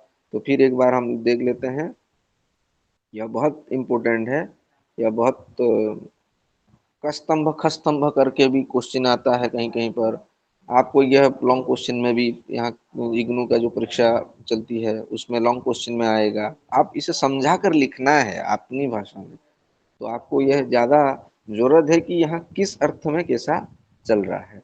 तो जब संयोग अर्थ है, जब एक चीज एक के साथ रहता हो, संयोग है, तो वहां सशंक चक्रो हरि ही, हरि शब्द का बहुत सारे अर्थ है, लेकिन जब सशंक चक्र अर्थ रहेंगे तो वहां पर क्या होगा, यहाँ सशंख चक्रो हरि ही होगा। और विप्रयोग जब होगा तब असंख चक्रो हरि, जब नहीं रह रहा है तब भी हरि शब्द का अर्थ विष्णु ही रहेगा, तब विष्णु ही यहाँ रहेगा। उसके बाद आ रहा है साहचर्यम। साहचर्यम क्या है, साथ में रहना। भीमार्जुनो, भीम के साथ जो अर्जुन रहते हैं वो अर्जुन पेड़ हैं या अर्जुन पांडव है। तो साहचर्य की दृष्टि से देखें तो भीम के साथ पेड़ की कोई संबंध है नहीं, तो भीम के साथ अर्जुन जो साहचर्य जब देखते हैं तो पांडव ही आते हैं। भीम शब्द का भी बहुत सारे अर्थ है। भीम का भयंकर भी अर्थ है। भीम पांडव भी हैं, तो भयंकर अर्जुन पेड़ ऐसा नहीं दिखता है कहीं। तो भीमार्जुन साहचर्य में हम भीमार्जुनों को दोनों पांडव भी बोलते हैं। विरोधिता शत्रुता को देखकर कर्णार्जुनो, कर्ण के अर्थ में कान भी आता है, कर्ण सुतपुत्र भी है, और अर्जुन के भी बहुत सारे। तो यहाँ कौन सी अर्थ को हम लेंगे? तो विरोधिता शत्रुता की दृष्टि से हम कर्णार्जुनो कहने पर यहाँ पर अभिधा मूला शाब्दी व्यंजना में हम क्या ले रहे हैं? कर्णार्जुनो। लेने से कोई, आप बोल सकते हैं कि हम दूसरा अर्थ ले तो क्या है? कुछ भी नहीं, लेने पर कोई मना नहीं कर रहा है लेने के लिए। लेकिन यहाँ जो व्यंजना अर्थ, शाब्दी व्यंजना के आधार पर हम अर्थ निकाल रहे हैं, यहाँ पर इसी आधार पर अर्थ आ रहा है, यह कहने का तात्पर्य है। तो कर्णार्जुनो यहाँ पर विरोधिता शत्रुता के आधार पर। उसके बाद आ रहा है अर्थ, प्रयोजन स्थाणुम बंदे। स्थाणु शब्द का अर्थ खंबा भी है, और स्थाणु शब्द का अर्थ शिव भी है। तो हम पूजा कर रहे हैं शिव के लिए, अर्थ प्रयोजन है, हमारी आवश्यकता है। खंबे में कोई प्रयोजन है नहीं। तो यहाँ स्थाणु शब्द का अर्थ आ गया। स्थाणु कोई पूजा कर सकता है, खंबे को पूजा नहीं करता है क्या? हम क्या पत्थर को पूजा कर रहे हैं? पूजा कर रहे हैं विष्णु समझ के, शालग्राम पत्थर ही है, विष्णु समझ कर पूजा कर रहे हैं। लेकिन यहाँ स्थाणु शब्द जब शब्द में आ रहा है, तो शब्द का वहाँ खंबे अर्थ है, वहां पर हम शिव अर्थ लिया गया है। फिर प्रकरण में सर्वम जानाति देव, राजसभा है, सुनवाई चल रही है, तभी किसने बोला सर्वम जानाति देव? तो उसी समय तो देव शब्द का राजा अर्थ में है, देवता अर्थ में नहीं आया। सर्वम जानाति देव। लिंगम हेतु कुपितो मकर ध्वज, ध्वज झंडा अर्थ में भी है, और ध्वज मकर ध्वज कामदेव में भी है। कुपितो यहाँ लिंग लगाया गया है, हेतु है। तो क्रोधान्वित हो जाना, झंडा तो क्रोधान्वित नहीं हो सकता, कामदेव हो सकते हैं। तो ये कामदेव अर्थ आ रहा है। उसके बाद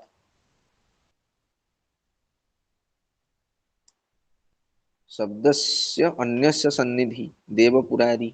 पुरारी शब्द का अर्थ पूर्व नामक शत्रु का, राक्षस का शत्रु शिव है, उन्होंने पूर्व नामक राक्षस को मारा था, तो पुरारी शिव हो गए। तो देव पुरारी, पुरारी शब्द का अर्थ शत्रु, पूर्व पूरस्य शत्रु ना होकर वहाँ शिव अर्थ है, देवता है। सामर्थ्य मधुना मत्त पीक, मधु शहद भी है, और मधु वसंत ऋतु भी है। तो पीक कोयल को मगन करना, सामर्थ्य वसंत ऋतु में है, इसीलिए हम यहाँ पर व्यंजना से यहाँ मधु शब्द का अर्थ वसंत ऋतु ले रहे हैं। औचिति पातु बोधिता मुखम, यहाँ मुखम शब्द का अर्थ चेहरा ना करके मुखम सम्मुख बोलकर आ रहा है। उसके बाद आ रहा है देश, स्थान विशेष, विभाति गगने चंद्र, चंद्र शब्द का कपूर भी अर्थ है, चंद्र शब्द का अर्थ चांद भी है। और चांद गगन, गगन शब्द है, यहाँ पर गगन स्थान विशेष है, और वहां पर कपूर नहीं रहता, वहां पर चंद्रमा रहती है, इसीलिए यहाँ पर विभाति गगने चंद्र आ गया। उसके बाद आ रहा है काल निशि चित्र भानु, निशि चित्र भानु। तो निशि चित्र भानु, रात में अग्नि रहेगी या रात में सूर्य रहेंगी? तो रात में तो अग्नि रह सकती है। तो चित्रभानु शब्द का हम कौन सी अर्थ को ले रहे हैं? अग्नि वाला अर्थ को हम ले रहे हैं। और व्यक्ति लिंग यहाँ पर रथ, भाति रथांगम, रथांगम चक्रम को ही हम यहाँ ले रहे हैं। और स्वरादय, यह वेद में ही प्रसिद्ध है। तो ये हो गया आपका शाब्दी व्यंजन। ठीक है। उसके बाद आ रहा है अभिधा मूला शाब्दी व्यंजन। फिर आ रहा है लक्षणामूला शाब्दी व्यंजन, लक्षणा से जो होता है। तो यहाँ क्या बोल रहे हैं? यह जो व्यंजन है, यह हमेशा, एग्जाम्पल तो गंगायाम घोष ही है, और यहाँ गंगायाम घोष में, हाँ यहाँ पर आप पूछ सकते सर गंगायाम घोष शब्द तो उदाहरण तो लक्षणा में दिया गया था, यहाँ व्यंजना में कैसे दे रहे हैं? तो मैं बोला था क्लास से शुरुआत में, तो व्यंजना में भी हो सकता है। जैसे कि कोई बोल रहा है कि गंगा में मेरा घर है, तो गंगा में होने पर गंगा किनारे घर है, उसके बावजूद भी वो कोई दूसरा अर्थ समझा रहा है कि वहां पर मैं ज्यादा पुण्यवान हूँ, भाग्यवान हूँ, ऐसा अर्थ शीतत्व पावनत्व आदि अर्थ जो है वो समझाना चाहता है। तो वहां पर वही जो अर्थ है वो लक्षणामूला है, तो इसीलिए वहां पर व्यंजना है, लक्षणामूला व्यंजना। लक्षणामूला लक्षणा नहीं है, लक्षणामूला व्यंजना है। तो शाब्दी व्यंजना, उसके बाद आता है आर्थी व्यंजना।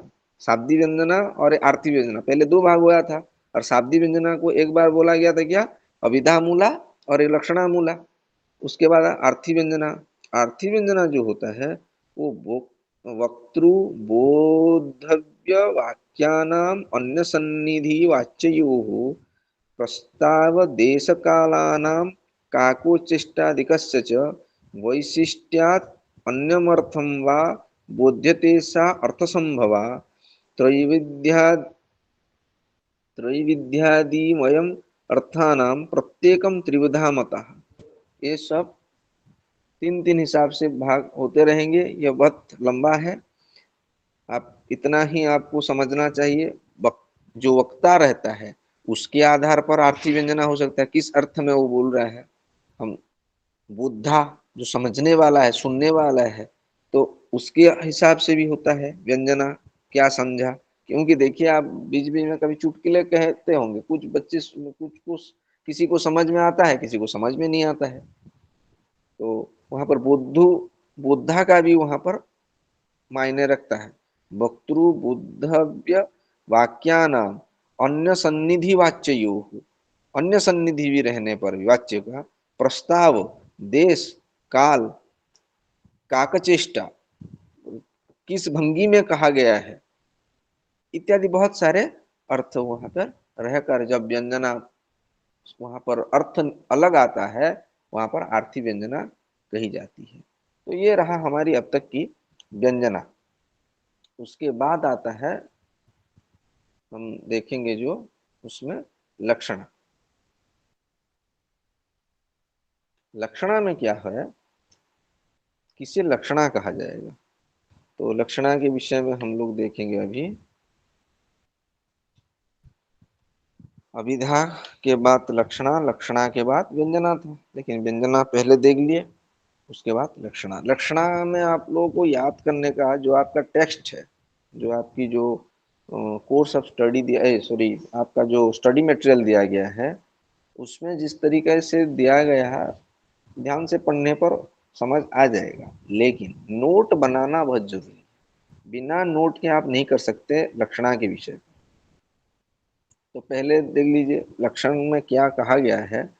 लक्षण में कहा गया है कि मुख्यार्थ बाधे तदयुक्तो यया अन्यो अर्थ प्रतीयते रूढ़ प्रयोजनाद् वा असो लक्षणा शक्तिरर्पिता। तो मुख्यार्थ बाध होने पर तद युक्त, उसके साथ कुछ शब्द युक्त होकर यया अन्य अर्थ प्रतीयते, तदयुक्त के साथ उसके साथ सामीप्य संयोग से कुछ युक्त होने पर जो अन्य अर्थ प्रतीति होता है, जो अन्य अर्थ समझ में आता है, हो सकता है वो रूढ़ी वसात भी हो सकता है, या तो प्रयोजन बस आवश्यक है इसीलिए हमने बोला है, ऐसा कहा जा सकता है। तो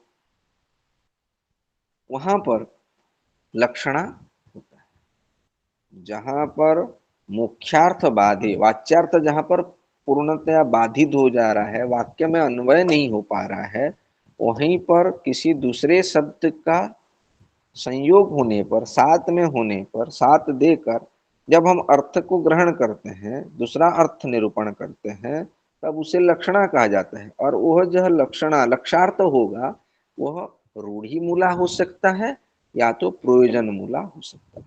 तो इसी हिसाब से पहले से ही पहले लक्षण वाक्य में ग्रंथकार ने, साहित्य दर्पणकार ने, विश्वनाथ कविराज ने लक्षणा का दो भाग बता दिया। दो भाग, लक्षार्थ जो है वो हो सकता है रूढ़ी मूला हो सकता है या तो प्रयोजन मूला हो सकता है, रूढ़ी के बेस पर हो सकता है या तो प्रयोजन के बेस पर हो सकता है।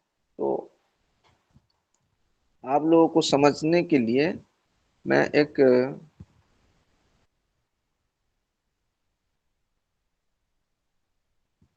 देखिए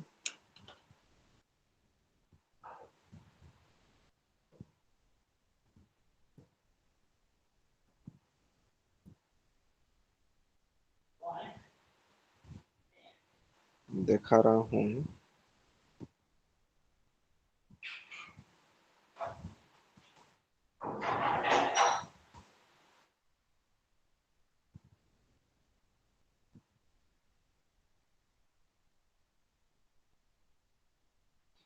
जो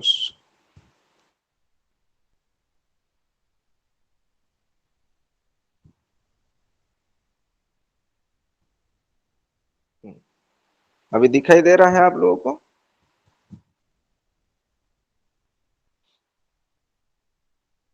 पहले एक चित्र आप लोग समझ लीजिए, उसके बाद फिर धीरे धीरे आगे बढ़ेंगे। लक्षणा का जो स्वरूप है वो किस तरह है, तो पहले ये लक्षणा है। लक्षणा को दो भागों में बांटा गया है, ठीक है। एक रूढ़ि मूला है, एक प्रयोजन मूला है। रूढ़ि मूला और प्रयोजन मूला ये दो भागों में पहले बांटा गया। और रूढ़ि मूला का जो एग्जाम्पल है उसमें रखा गया कलिंग साहसिका।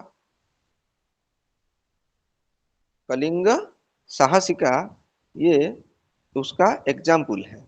यहाँ कैसे उसका एग्जाम्पल हो रहा है, उदाहरण कैसे उसका कलिंग साहसिका हो रहा है, वो हम अभी समझा रहे हैं। तो लक्षणा रूढ़ि मूला कलिंग साहसिका।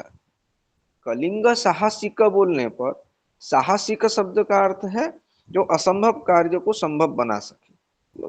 उदम्यता कार्य जो है, दंभ वित्तिक जो कार्य है उसको साहस कहते हैं, और जो साहसिक है। और ये सब किसमें रह सकता है? इसमें जो चैतन्य रूप हो सकता है, चेतना जिसमें हो, प्राण जिसमें हो, वही कर सकता है। अभी कलिंग जो है वो कलिंग किसी देश का नाम है। और देश साहसवान कैसे हो सकता? भारत बहुत देश, भारत तो हो या कलिंग हो, ये देश अंचल का नाम है, किसी स्थान विशेष का नाम है। तो उसमें चेतनत्व तो कैसे आरोपण हो सकता है? चेतन का गुण नहीं आ सकता। तो क्या कैसे, तो बोलते कैसे हैं भारतवासी बहुत साहसी और कलिंग साहसी का, ऐसे कैसे कहा जाता है? तो कलिंग शब्द का जो अर्थ है वह कलिंग निवासी, कलिंग में रहने वाले, यह अर्थ वहां लिया जाता है। तो यहाँ जो कलिंग शब्द का अर्थ है वो कलिंगवासी, वो रूढ़ी है, वो प्रयोजन नहीं है, किसी की जरूरत नहीं है, यहाँ रूढ़ है। भारत बहुत जनसंख्या वाला देश है, तो भारतवासी, वहाँ भारतवासियों के बारे में बोला है, सिर्फ भारत देश के बारे। तो भारत साहसिक है, भारतीय कलिंग साहस बहुत है, कलिंग तो वहां पर कलिंग देश का नाम है। उसी जगह पर हम देश को ना, देशवासियों को ही संबोधित वहां किया जा रहा है। तो यहाँ पर रूढ़ी है, ये रूढ़ है। रूढ़ी का मतलब रूढ़ है, आरोपित है वो। जब प्रयोजना मूला का उदाहरण आता है तब गंगायाम घोषः, यह कैसे, यह तो लक्षणा था। प्रयोजन मूला लक्षणा क्यों कहा जाए? क्योंकि प्रयोजन मूला लक्षणा इसलिए कहा जाएगा, यहाँ पर मान लीजिए कोई गंगायाम घोष है, यहाँ कोई गंगा किनारे घोष गांव है, यह क्यों बोल रहा है? वो अपने को ये दिखाना चाहता है कि मैं कितना पुण्यवान हूं। उसका प्रयोजन यह है, प्रयोजनता है वैसा बोलने की, उस अर्थ को। तो इसीलिए गंगायाम घोष यहाँ प्रयोजन मूला आ रहा है। उसके बाद बोल रहे हैं ये दोनों फिर दो दो भागों में बटे हैं सब। रूढ़ी मूला को उपादान मूल, रूढ़ी मूला उपादान लक्षणा, रूढ़ी मूला लक्षण लक्षणा। उसके बाद आ रहा है प्रयोजन मूला उपादान लक्षणा, प्रयोजन मूला लक्षण लक्षणा। तो चार हो गए। यह पिक्चर हमेशा याद रखना है, नहीं तो ये 80 टाइप्स है टोटल, 80 है। ये 80 याद नहीं, आपके माइंड में नहीं आएगा। किताब में जो है आपका स्टडी मटेरियल में सिर्फ 40 व्याख्या तो दी गई है, लेकिन डायग्राम ले लेने पर ये माइंड में बैठ जाएगा कि कैसा चल रहा है। तो यही नोट है। तो आप इसे ध्यान से देखिए तो याद रह जाएगा आप लोगों का। तो क्या बोल रहे हैं, लक्षणा को दो भागों में बांटा गया, एक रूढ़ी मूला और एक प्रयोजन मूला। उदाहरण क्या दिया गया, कलिंग साहसिक और गंगायाम घोषः। उसके बाद आ रहा है उपादानम और लक्षण लक्षणा। रूढ़ी मूला उपादान लक्षणा का अर्थ है श्वेतो धावती।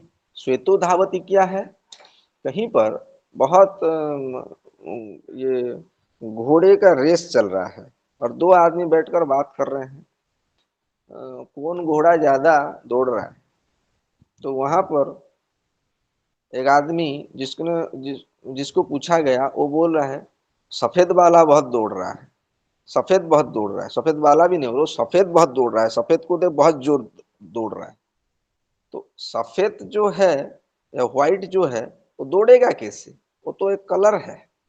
तो उसमें यह अर्थ समझ लेना चाहिए, श्वेतो, श्वेत शब्द का अर्थ या तो सफेद का अर्थ क्या है, श्वेत विशिष्ट।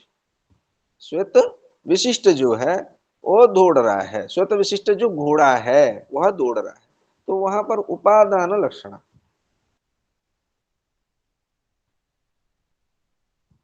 और लक्षण लक्षण क्या है, यहाँ पर कलिंग साहसिका को लक्षण लक्षणा में रखा गया। ये एग्जाम्पल तो समझ में आ गया, कलिंग साहसिका कैसे हुआ, और यहाँ पर श्वेतोदार। मेन चीज मुख्यतः यहाँ पर ज्यादा याद रखने की चीज है उदाहरण और नाम क्या है। रूढ़ी मूला लक्षणा का उदाहरण क्या है, कलिंग साहसिका। रूढ़ी मूला उपादान लक्षण का उदाहरण क्या है, श्वेतोधावती। रूढ़ी मूला लक्षण लक्षण का उदाहरण क्या है, कलिंग साहसिक। ऐसा रहेगा। उसके बाद प्रयोजन मूला, प्रयोजन के पक्ष में देखिए, इसमें प्रयोजन मूला उपादान लक्षण जो है वो है कुंतः प्रविशन्ति। कुंतः प्रविशन्ति का मतलब क्या है, आप तो सैनिक देखे होंगे, ओरिजिनल में जो देखते हैं वो आजकल मशीन गन पकड़ के रहते हैं। पहले की जो टीवी में आप लोग सीरियल वगैरह देखे होंगे या तो बाहुबली फिल्म देखे होंगे, बाहुबली 1 हो या बाहुबली 2 हो, वो हाथ में एक वर्छा लेकर रहते हैं जहाँ एक तरफ पूरा नुकीलेदार होता है, कहीं पे घुस जाए तो आर पार निकल जाएगा। जैसे जेवलिन थ्रो में, जेवलिन का जो एक साइड में क्या रहता है, पूरा नुकीलेदार रहता है। तो सैनिक जो रहते हैं ना उसे पकड़ के बर्छा। रहते हैं। हाँ बर्छा, बर्छा जो रहता है वही है। तो लेकर स्टेज में आ भाला, रहे हैं भाला भी एक, कहते हैं सर, हिंदी में हाँ भाला भाला कहते भाला हैं उसे। भाला भाला, जी जी जी, मैं वही वर्ड कुंता याद नहीं प्रविशन्ति। कुंता भाला, जी ज्यादा जी। प्रचलित शब्द भाला ही है। भाला कुंता प्रविशन्ति भाला। तो भाला क्या हो रहा है, जब भाला लेकर प्रवेश कर रहे हैं कोई अ, तो कहीं पर मार रहे हैं या लेकर आ रहे हैं, तो भाला तो नहीं आ सकता अकेला, खुद चल के तो नहीं आ सकता, कहीं घुस भी नहीं सकता। तो वहां पर क्या बोला जा रहा है, कुंता प्रविशन्ति, कुंता विशिष्ट सैनिका, जिनके पास भाला है वो आ रहे हैं, उसी अर्थ में यह है। और यहाँ तो सैनिक आ रहे हैं बोलना चाहिए, कुंता प्रविशन्ति यह क्यों बोला गया। तो ये प्रयोजन पक्ष में है और ये रूढ़ी मूल में नहीं है, ये प्रयोजन में है। देखिए प्रयोजन का ही भाग में इसे उदाहरण के तौर पर दिया गया है। तो यहाँ प्रयोजन, ऐसी क्या प्रयोजन आवश्यकता आप पड़ी कि आप सैनिक आ रहे हैं बोल रहे हैं कि कुंता आ रहे हैं, कुंता प्रविशन्ति बोल रहे हैं।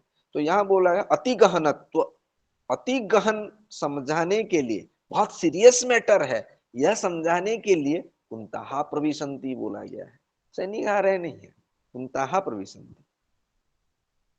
उसके बाद लक्षण लक्षणा में एग्जाम्पल दिया गया है, गंगायाम घोषः एक एग्जाम्पल है साधारण तौर पर, और एक अर्थ दिया गया है जो कि कविता के है, उपकृतम बहुतत्र किमुच्यत सुजनता प्रथिता भवता परम विदधति दृशमेव सदा सखे सुखिता सुखितमास्व ततः सरदाम सतम। दो दोस्त हैं, एक ने एक को बोल रहा है, एक दोस्त दूसरे दोस्त को बोल रहा है, अपने बंधु को बोल रहा है कि बस बस बहुत हो गया, इतना आपने हमारे लिए किया है, और कुछ करने की आवश्यकता नहीं है, आपने बहुत कर लिया। ऐसा बोलने का मतलब क्या है कि उसने बहुत कुछ उपकार जो किया है उसमें इसका हेल्प नहीं हुआ है, इसका अपकार ही हुआ है, उसका उल्टा ही हुआ है। तो इसलिए क्या किया गया है उसमें, तो यहाँ उपकार अर्थ में नहीं है। उपकृतम बहुतत्र किमुच्यते सुजनता प्रतिता भवता परम विदधति दृश्यम एव सदा सखे सुखितम ततः सरदाम सतम। तो यहाँ पर जो बंधु बोल रहा है दूसरे को कि आपने मुझे बहुत, आपका और कुछ नहीं चाहिए, बहुत आपने कर लिया, तो इसका मतलब वहां पर विपर उल्टा है ये, बस बस आपका रहने दीजिए, उपकार अर्थ आप नहीं किए हैं, मुझे अपकार ही आपका मिला है, हानि हुआ है। तो यहाँ पर वो ये जो एग्जाम्पल है वो खुद दे रहे हैं, विश्वनाथ कविराज दे रहे हैं यहाँ। तो यह याद करने की चीज है, आप याद रख लीजिए। गंगायाम घोषा भी एग्जाम्पल है और उपकृतम बहुतत्र भी है। तो अपकार किया है, अपकार किए हैं ऐसा नहीं बोलकर वहां पर उपकृत बहुतत्र बोल रहे हैं।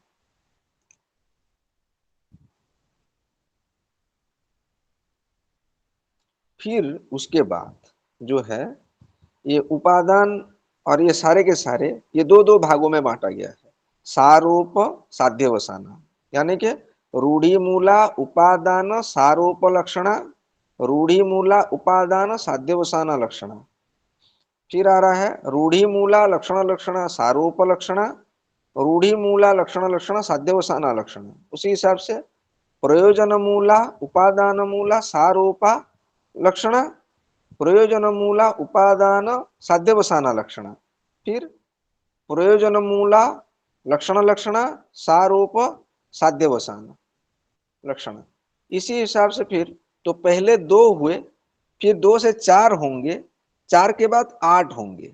अभी आठ हो जाने के बाद यहां पर थोड़ा चिंता करने की बातें हैं, कैसे विभाजित होते हैं।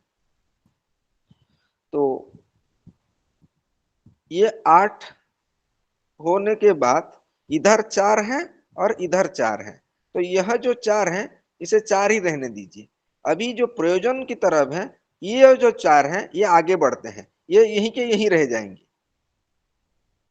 ठीक है, तो आठ में से यह जो चार हैं प्रयोजन की पक्ष में, ये दोनों क्या है शुद्धा और गौणी भेद से फिर दो दो भाग हो जाएंगे, यानी कि प्रयोजन मूला उपादान सारूपा शुद्धा लक्षण शुद्ध लक्षण, फिर आ जाएंगे प्रयोजन मूला उपादान सारूपा गौणी लक्षण, फिर आएंगे प्रयोजन मूला उपादान साध्यवसान शुद्धा लक्षण, प्रयोजन मूला उपादान साध्यवसाना गौणी लक्षण, प्रयोजन मूला लक्षण लक्षण सारोप शुद्ध लक्षण, प्रयोजन मूला लक्षण लक्षण सारोप गौणी लक्षण, प्रयोजन मूला लक्षण लक्षण साध्यवसाना शुद्ध लक्षण, प्रयोजन मूला लक्षण लक्षण साध्य गौणी लक्षण। इसी हिसाब से ये चार हो गए आठ। यह आठ होने के बाद फिर ये दो दो भागों में बांटा जाएगा। शुद्धा को फिर दो गूढ़ अगूढ़, फिर गौणी को भी गूढ़ अगूढ़। इसी हिसाब से आठ से ये हो गए 16।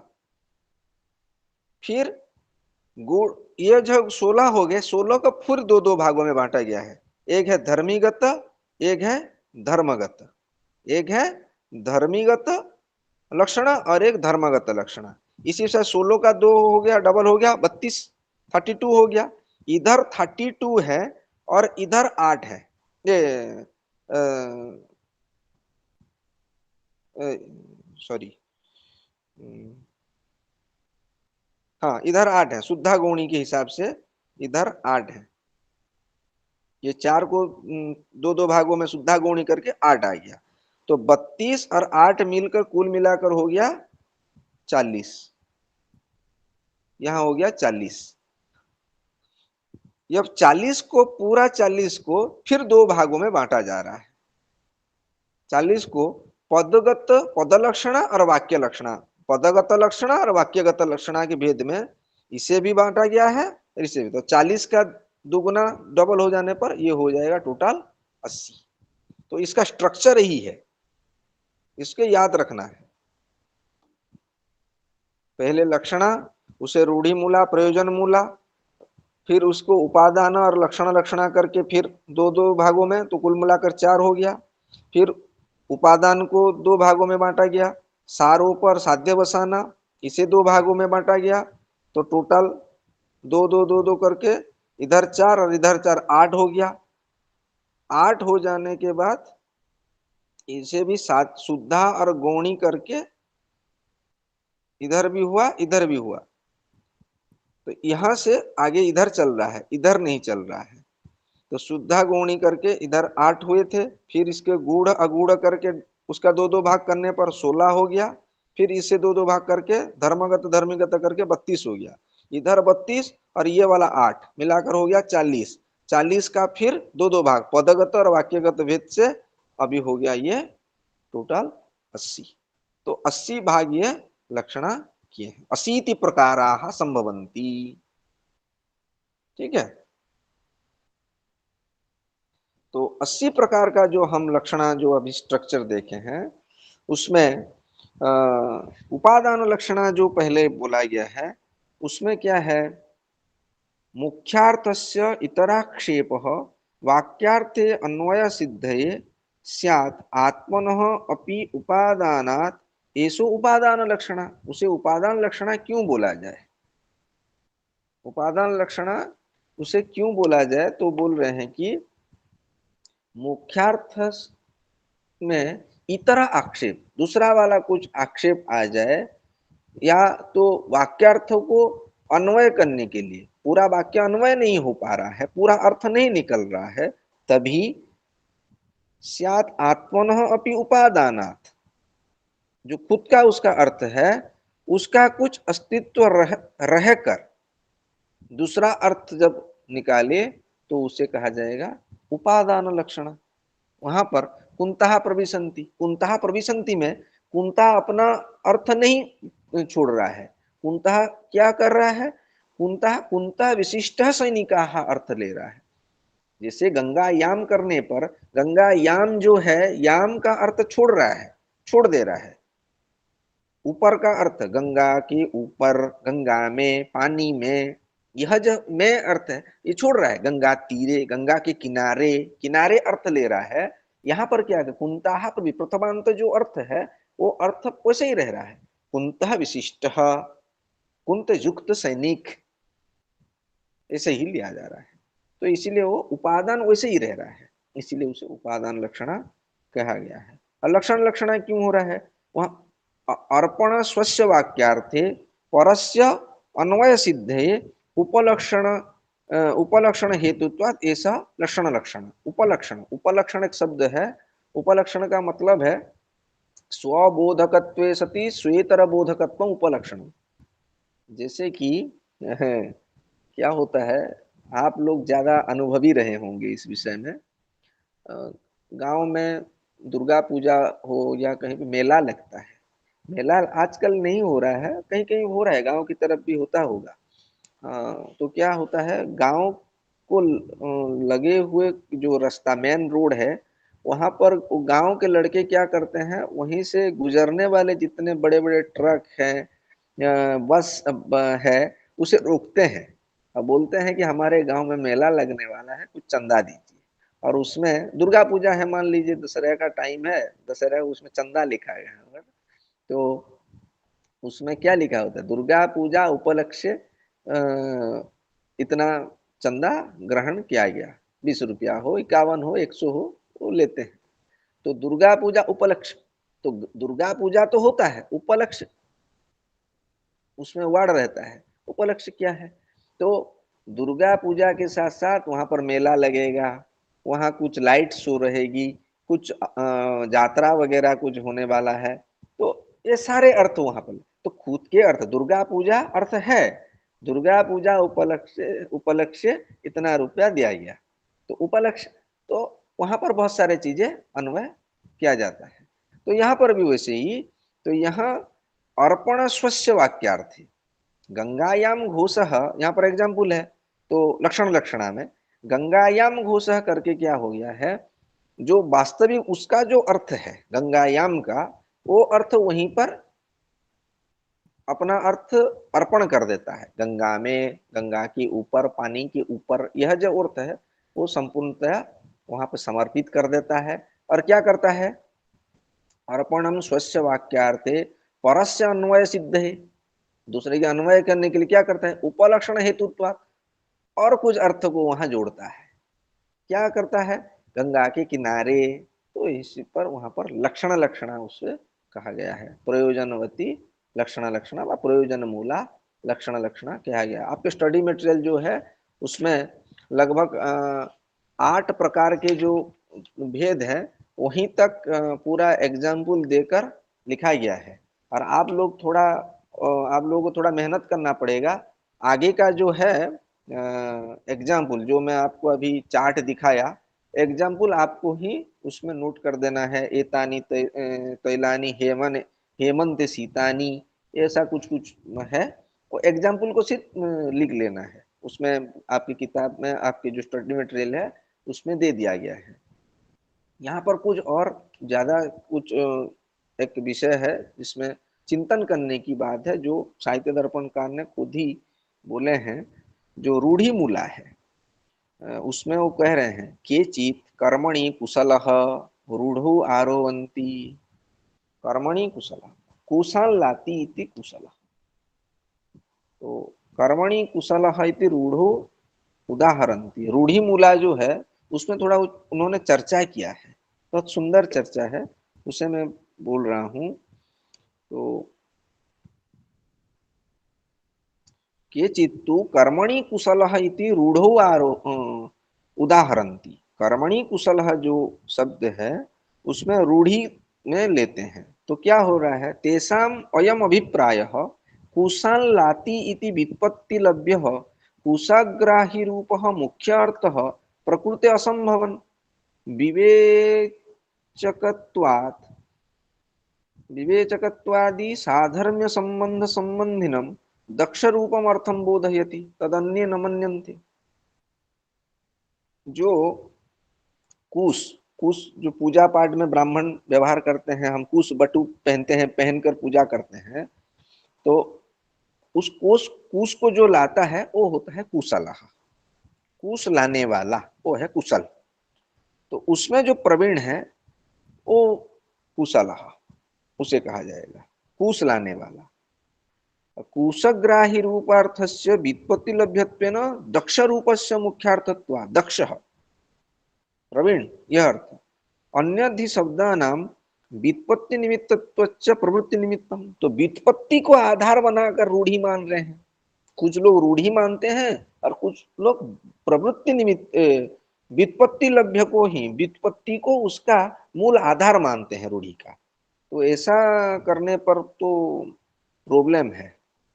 कैसे प्रॉब्लम है, तो बोल रहे हैं कि ऐसा करने पर गौ सेते, गौ सेते कोई बोला, गाय सो रही है, तो रूढ़ी के शब्द हम क्या बोल रहे हैं, गाय किसको बोल रहे हैं, एक प्राणी को, एक जीव को बोल रहे हैं। और जब हम गौ सो रहा है बोलेंगे, ये संभव नहीं है। यदि हम शब्द का हमेशा व्युत्पत्ति लभ्य अर्थ को लेकर काम करेंगे तो नहीं बैठेगा, वहां पर ठीक नहीं है। इस सिद्धांत साहित्य दर्पणकार बोल रहे हैं ऐसा। तो क्या बोल रहे हैं, वो बोल रहे हैं व्युत्पत्ति लभ्य से मुख्यार्थत्वे गौ सेते इत्यादि लक्षणा से, व्युत्पत्ति से जो अर्थ है उसको हम मुख्यार्थ मान लें तो अच्छा रहेगा। ऐसा करने पर बहुत सारे प्रॉब्लम आएंगे, क्योंकि गौ शब्द का व्युत्पत्ति करने पर क्या अर्थ आएगा व्याकरणगत। गमेर डौ एक सूत्र है, उणादि गण में है, तो वो बोले हैं गम धातो हो डौ प्रत्ययेन व्युत्पद्यस्य गो शब्दस्य शयन काले अप्रयोगात्। गमेर डौ गम धातु पूर्व देश संयोगा पूर्व देश परित्याग पूर्वक उत्तर देश संयोगानुकूल व्यापार गम, पूर्व देश को छोड़कर उत्तर देश का संयोगानुकूल जो व्यापार है वो गम है। गमलृगतौ प्राप्ति अर्थ में है। गम धातु पाठ में गमलृगतौ धातु पाठ पढ़ा गया है, पाणिनि ने पढ़े हैं। तो जो गमनबान होता है, जो चलता है, उसे गौ बोला जाएगा गमरे डौ सूत्र से। और गौ सेते जब बोला, गाय सो रही है, तो गाय कैसे सो पाएगी? गौ तो वही है जो चलता है, और चलते चलते कैसे सो पाएगी? तो ये नहीं हो पाएगा।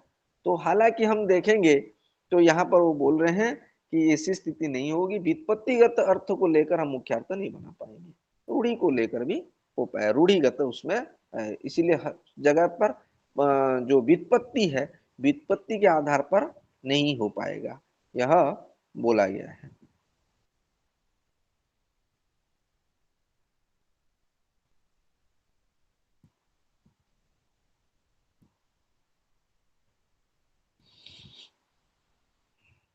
उसके बाद आपका जो है टोटल सब कुछ यही प्रयोजनवती का जो उदाहरण है, सारूपा लक्षण लक्षणा जो है उसमें उदाहरण दिया गया है आयुर्घृतम बोल के। देख आप अपना स्टडी मटेरियल में देखेंगे, आयुर्घृतम, आयुर्घृतम कैसे हो पाएगा? आयु तो आयु है, घी तो घी ही है। तो यहाँ पर क्या है, जो हमारे पूर्वज रहे हैं या तो हमारे जो आयुर्वेद शास्त्र हैं, आयुर्वेद कार हैं, आयुर्वेद विद्वान हैं, उन्होंने कहा है, उनके शास्त्रों में ग्रंथों में कहा है, जो घी खाता है उसका स्वास्थ्य अच्छा रहता है। घी खाने वाले आदमी, मनुष्य का स्वास्थ्य अपेक्षाकृत अच्छा रहता है।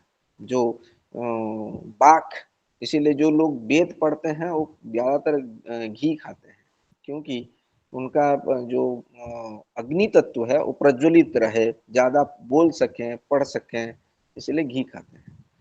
तो स्वास्थ्य अच्छा रहता है, और स्वास्थ्य जिसका अच्छा रहेगा वो दीर्घायु होगा, स्वाभाविक बातें हैं। तो उसी जगह पर आयुर्वैर्घृतम, आयुर्घृतम ऐसा बोला गया है। तो कोई आयुर्घृतम तो घी खा रहा है, तो उसी जगह पर आयुर्घृतम अर्थ उसमें प्रयोजन अर्थ में कहा गया है। ऐसा एग्जाम्पल बहुत सारे वहां पर है। कभी कभी जैसे स्ताणुम बंदे हम लोग देखें, अमी इंद्रा एग्जाम्पल ले जाएगा। इंद्र शब्द में वहां पर स्ताणु को वेद में यज्ञ काल में इंद्र का पूजा हो रहा है मान लीजिए, तो वहां पर एक स्ताणु खंबे को लेकर पूजा किया, यह इंद्र है बोलकर पूजा किया जा रहा है। तो अमी इंद्राहा यह मंत्र, तो वहां पर भी आरोप किया जा रहा है, सारोप साध्य बसाना जब आ रहा है वहां आरोपण किया जा रहा है। ऐसे बहुत सारे उदाहरण आपको आ जाएगा, लेकिन बार बार ज्यादातर वही श्वेतो धावती, कुंतः प्रविशंति, कलिंग साहसिक, यही उदाहरण ही ज्यादा तौर पर आएंगी।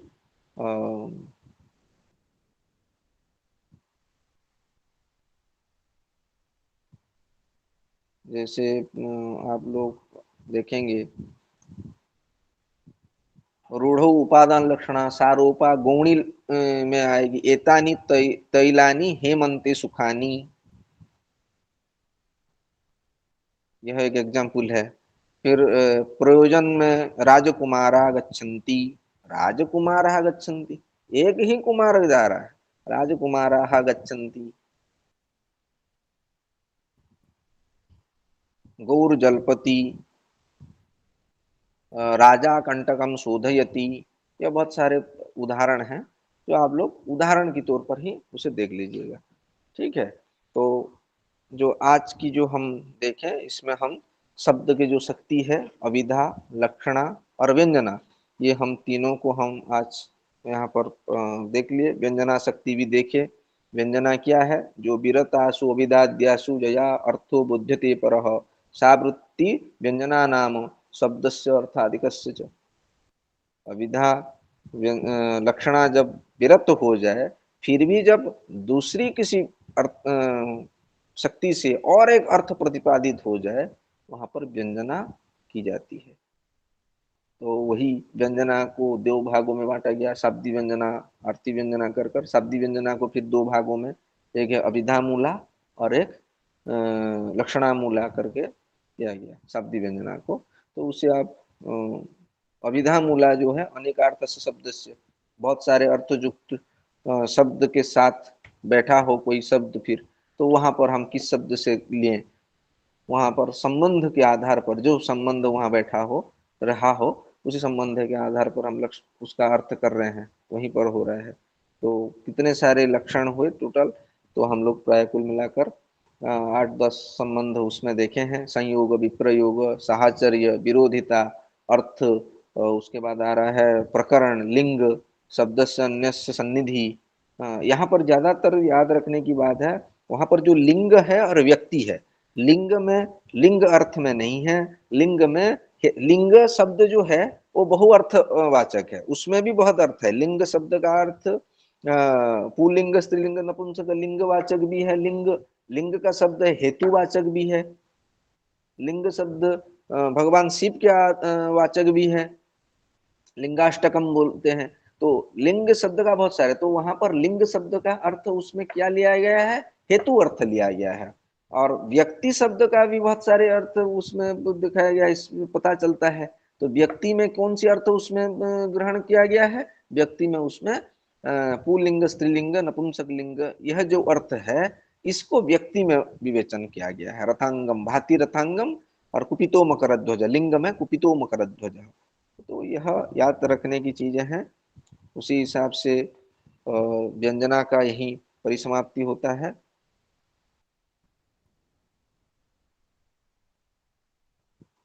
बुद्धू जो सुनने वाला रहता है, वहां पर व्यंजना का और एक उदाहरण भी देना चाहता हूँ। जो वक्तृ वाक्य ऐसा बोला गया था, वहां पर जो बुद्धा सुनने वाला है, सुनने वाला आदमी के आधार पर भी अर्थ व्यंजित होता है। जैसे कि उन्होंने लिखे हैं, निःशेष चंदनम स्तन तटम निर्वृष्ट रागाधरो नेत्रे दूरमनंजने पुलकिता तन्वी तवे यम तनुः मिथ्यावादिनी दूती बांधव जनस्या ज्ञात पीड़ागमे वापिं स्नातु गतोसि मीतो गतासि न पुनस्याधमस्यांतिकम।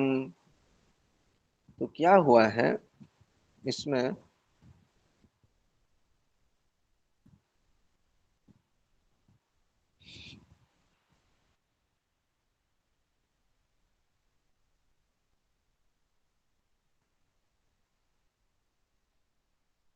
यहाँ दो सखी है। एक सखी मैं नहाकर आ रही हूं ऐसी बोलकर गई है। कहाँ गई है, उसके नायक के पास गया है मिलने के लिए उससे। तभी जो सखी गई है उसकी पति आके पहुंची है। अभी वही देखकर जब लौट रही है, लौटते समय जो नहाने के लिए जा रही हूं बोलकर जो सखी नायिका अपने नायक सी प्रेमी से मिलने गया है, वो लौट के आ रही है।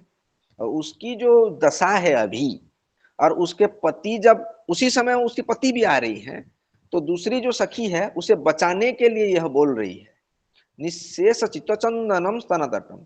स्नान करने के बाद और संभोग करने के बाद जो स्थिति रहती है, समानता रहती है, उसी समानता के आधार पर दूसरी सखी बोल रही है। क्यों बोल रही है, स्वामी के सामने इसे सही बताने के लिए, मजाक मजाक में बोल रहे हैं कि ये अलग कहीं नहीं कि स्नान करने के लिए ही गई थी, यह समझाने के लिए, क्योंकि उसके मन में, स्वामी के मन में, पति के मन में कुछ संदेह ना आए, यह इसीलिए बोल रहे हैं। निःशेष च्युत चंदनम स्तन तटम निर्वृष्ट रागाधरो। पहले क्या, आजकल बहुत सारे मेकअप लिया जा रहा है, पहले भी जो मेकअप लिया जा रहा था उसमें चंदन का ज्यादा, उष्ट राग में फलों का रस व्यवहार किया जाता था। तो जब नहा कर आ रही है यह सब नहीं है, लेकिन नहाने नहीं गई है, गई है अपनी प्रेमी के पास मिलने के लिए, तो वहां पर भी संभोग करके आई है, तो ये सब चिन्ह उसमें नहीं है। तो अभी वो बचाने के लिए वो बोल रही है कि निशेष चितचंदनम स्तनतटम निर्वृष्ट रागाधरो नेत्रे दूरमंजने पुलकिता तन्वी तवेयम तनुहु। आपके जो चंदन थे, आपके जो अधर राग थे, वो सब धो गए हैं। आपका जो कजल है वो पोंछ गया है, ऐसा हो गया है। और आप थर रहे हैं, थर्रा रहे हैं। नहा के आने के बाद जैसे शरीर कंपन करता है वैसे कंप रहे हैं आप। मिथ्यावादिनी दूती, मजाक में तभी बोल रहे हैं, मिथ्यावादिनी दूती बांधव जनस्या ज्ञात पीड़ागम। तू उससे मिलने के लिए ही गई थी और मुझे स्नान करने के लिए जा रही हूँ बोल रही है, झूठी कहीं की, ऐसी बोले। तो बोलने का तात्पर्य यही है कि समझने वाला पति है, पति क्या समझेगी, ये मजाक में यह कर रहे हैं, ये स्नान करने के लिए गई थी। तो ऐसी स्थिति है। तो बुद्धा जो है, समझने वाला, सुनने वाला, वो क्या समझेगी। वैसे भी दो सखी बैठे हैं कहीं पर तालाब के किनारे, वहां पर क्या हो रहा है, ये बहुत सारे एग्जाम्पल आपके यहाँ दिया गया है स्टडी मटेरियल में। आप लोग वो पढ़ के भी, उसका हिंदी भी आप लोगों को दिया गया है, बहुत सरल तरीके से समझा जा सकता है क्या क्या वहां पर एग्जाम्पल है। तो यहीं पर इसका जो सार है, तीनों ही शब्द शक्ति है, अविधा, लक्षणा और व्यंजना। इसी के आधार पर हमारे अर्थ व्यंजित होते हैं, एक वाच्यार्थ, एक लक्ष्यार्थ और एक व्यंग्यार्थ। तो आप लोगों को कुछ पूछना है तो पूछ सकते हैं।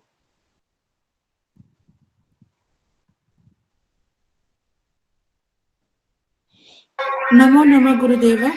हाँ बोलिए। सर औचिति ही और स्वरादय, ये दो मैं समझ नहीं पाई। औचित्य का मतलब है औचित्य। औचित्य का उदाहरण क्या दिया गया है? सर पातु बोध दयिता मुखम। पातु वो दयिता मुखम। अभी जो नायक है, नायिक प्रियतमा उसकी रक्षा करे, यह अर्थ है दयिता मुखम। अभी जो रक्षा करेंगी, कोई एक नायिका है, उसका नायक उसकी रक्षा करेगी मान लीजिए, तो उसका रक्षा किसकी किसकी रक्षा करेगी? मुख शब्द का अर्थ दयिता मुखम है। मुख शब्द का अर्थ चेहरा भी है और मुख अर्थ का अर्थ सामना भी, सम्मुख भी है। तो सिर्फ चेहरे का ही रक्षा करेगी या सामने से रक्षा करेगी, उसका क्या अर्थ लेना चाहिए हमें?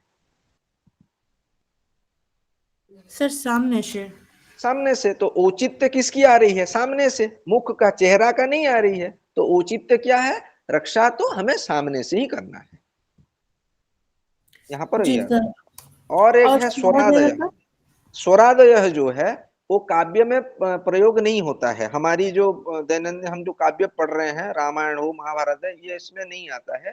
काव्य का ज्यादातर स्वर का ज्यादातर व्यवहार वेद में होता है।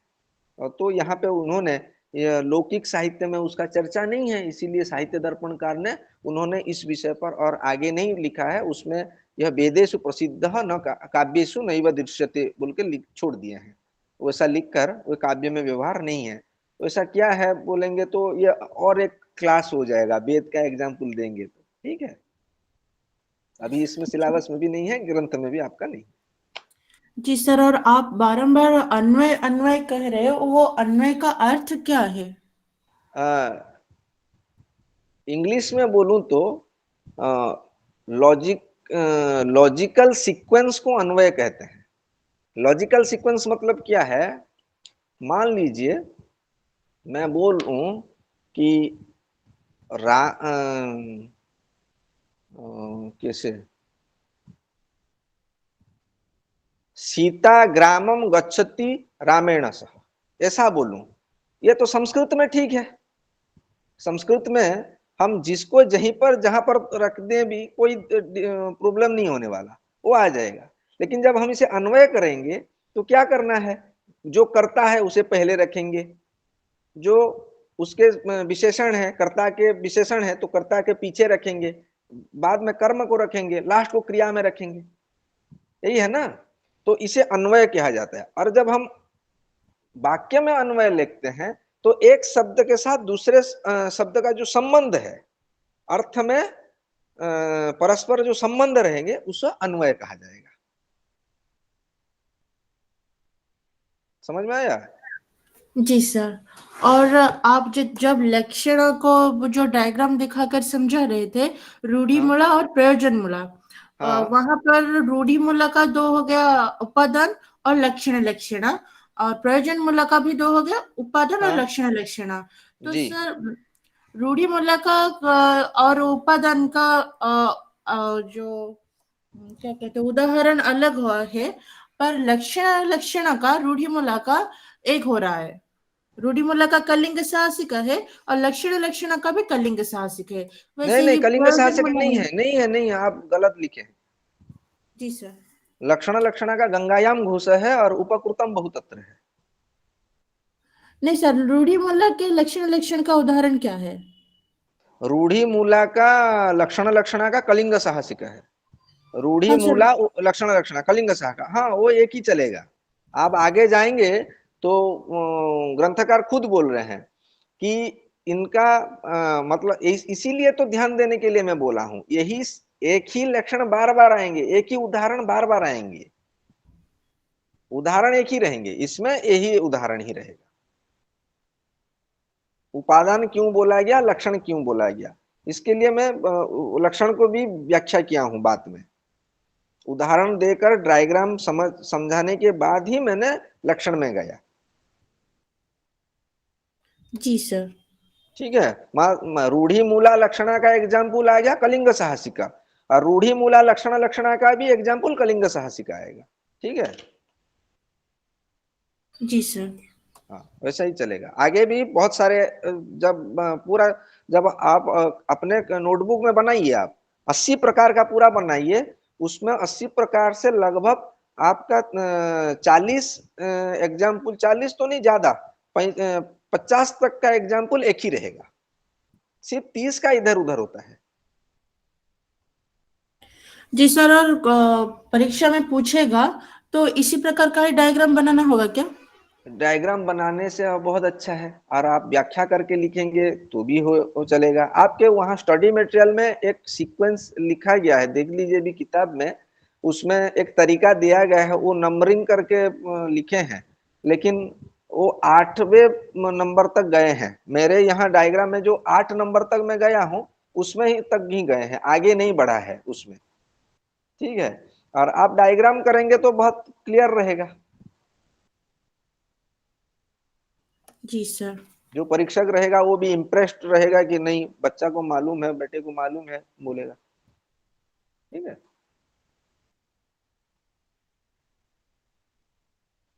और कुछ? बहुत सुंदर सर। और कोई है? नहीं,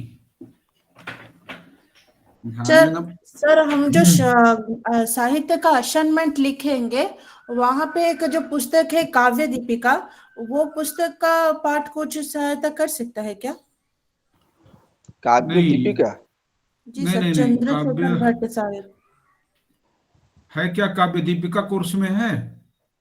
नहीं सर, का, मेरे पास एक पुस्तक है जो जहां पर वही साहित्य का अलंकार वगैरह लिखा है। सुनिए सुनिए, काव्य दीपिका से देखिए लिखना है मतलब, उससे हम सर बोल रहे हैं, काव्य दीपिका से लिखना है उससे कोई मतलब नहीं है। आपका तो नॉलेज है, विस्तृत नॉलेज है, उसके आधार पर आप लिख सकते हैं।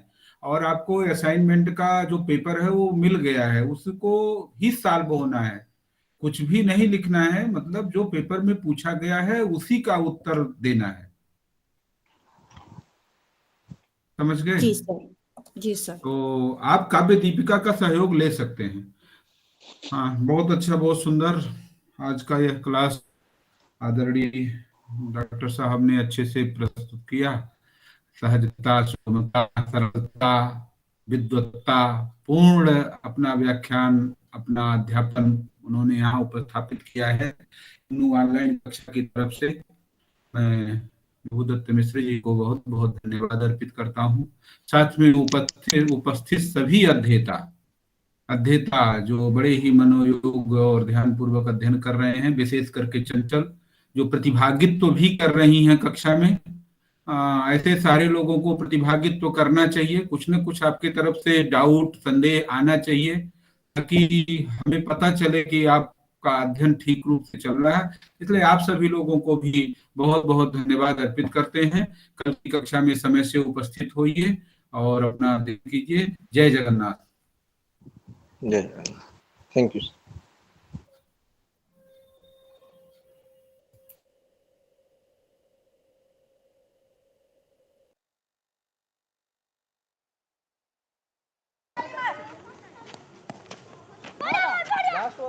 Last one.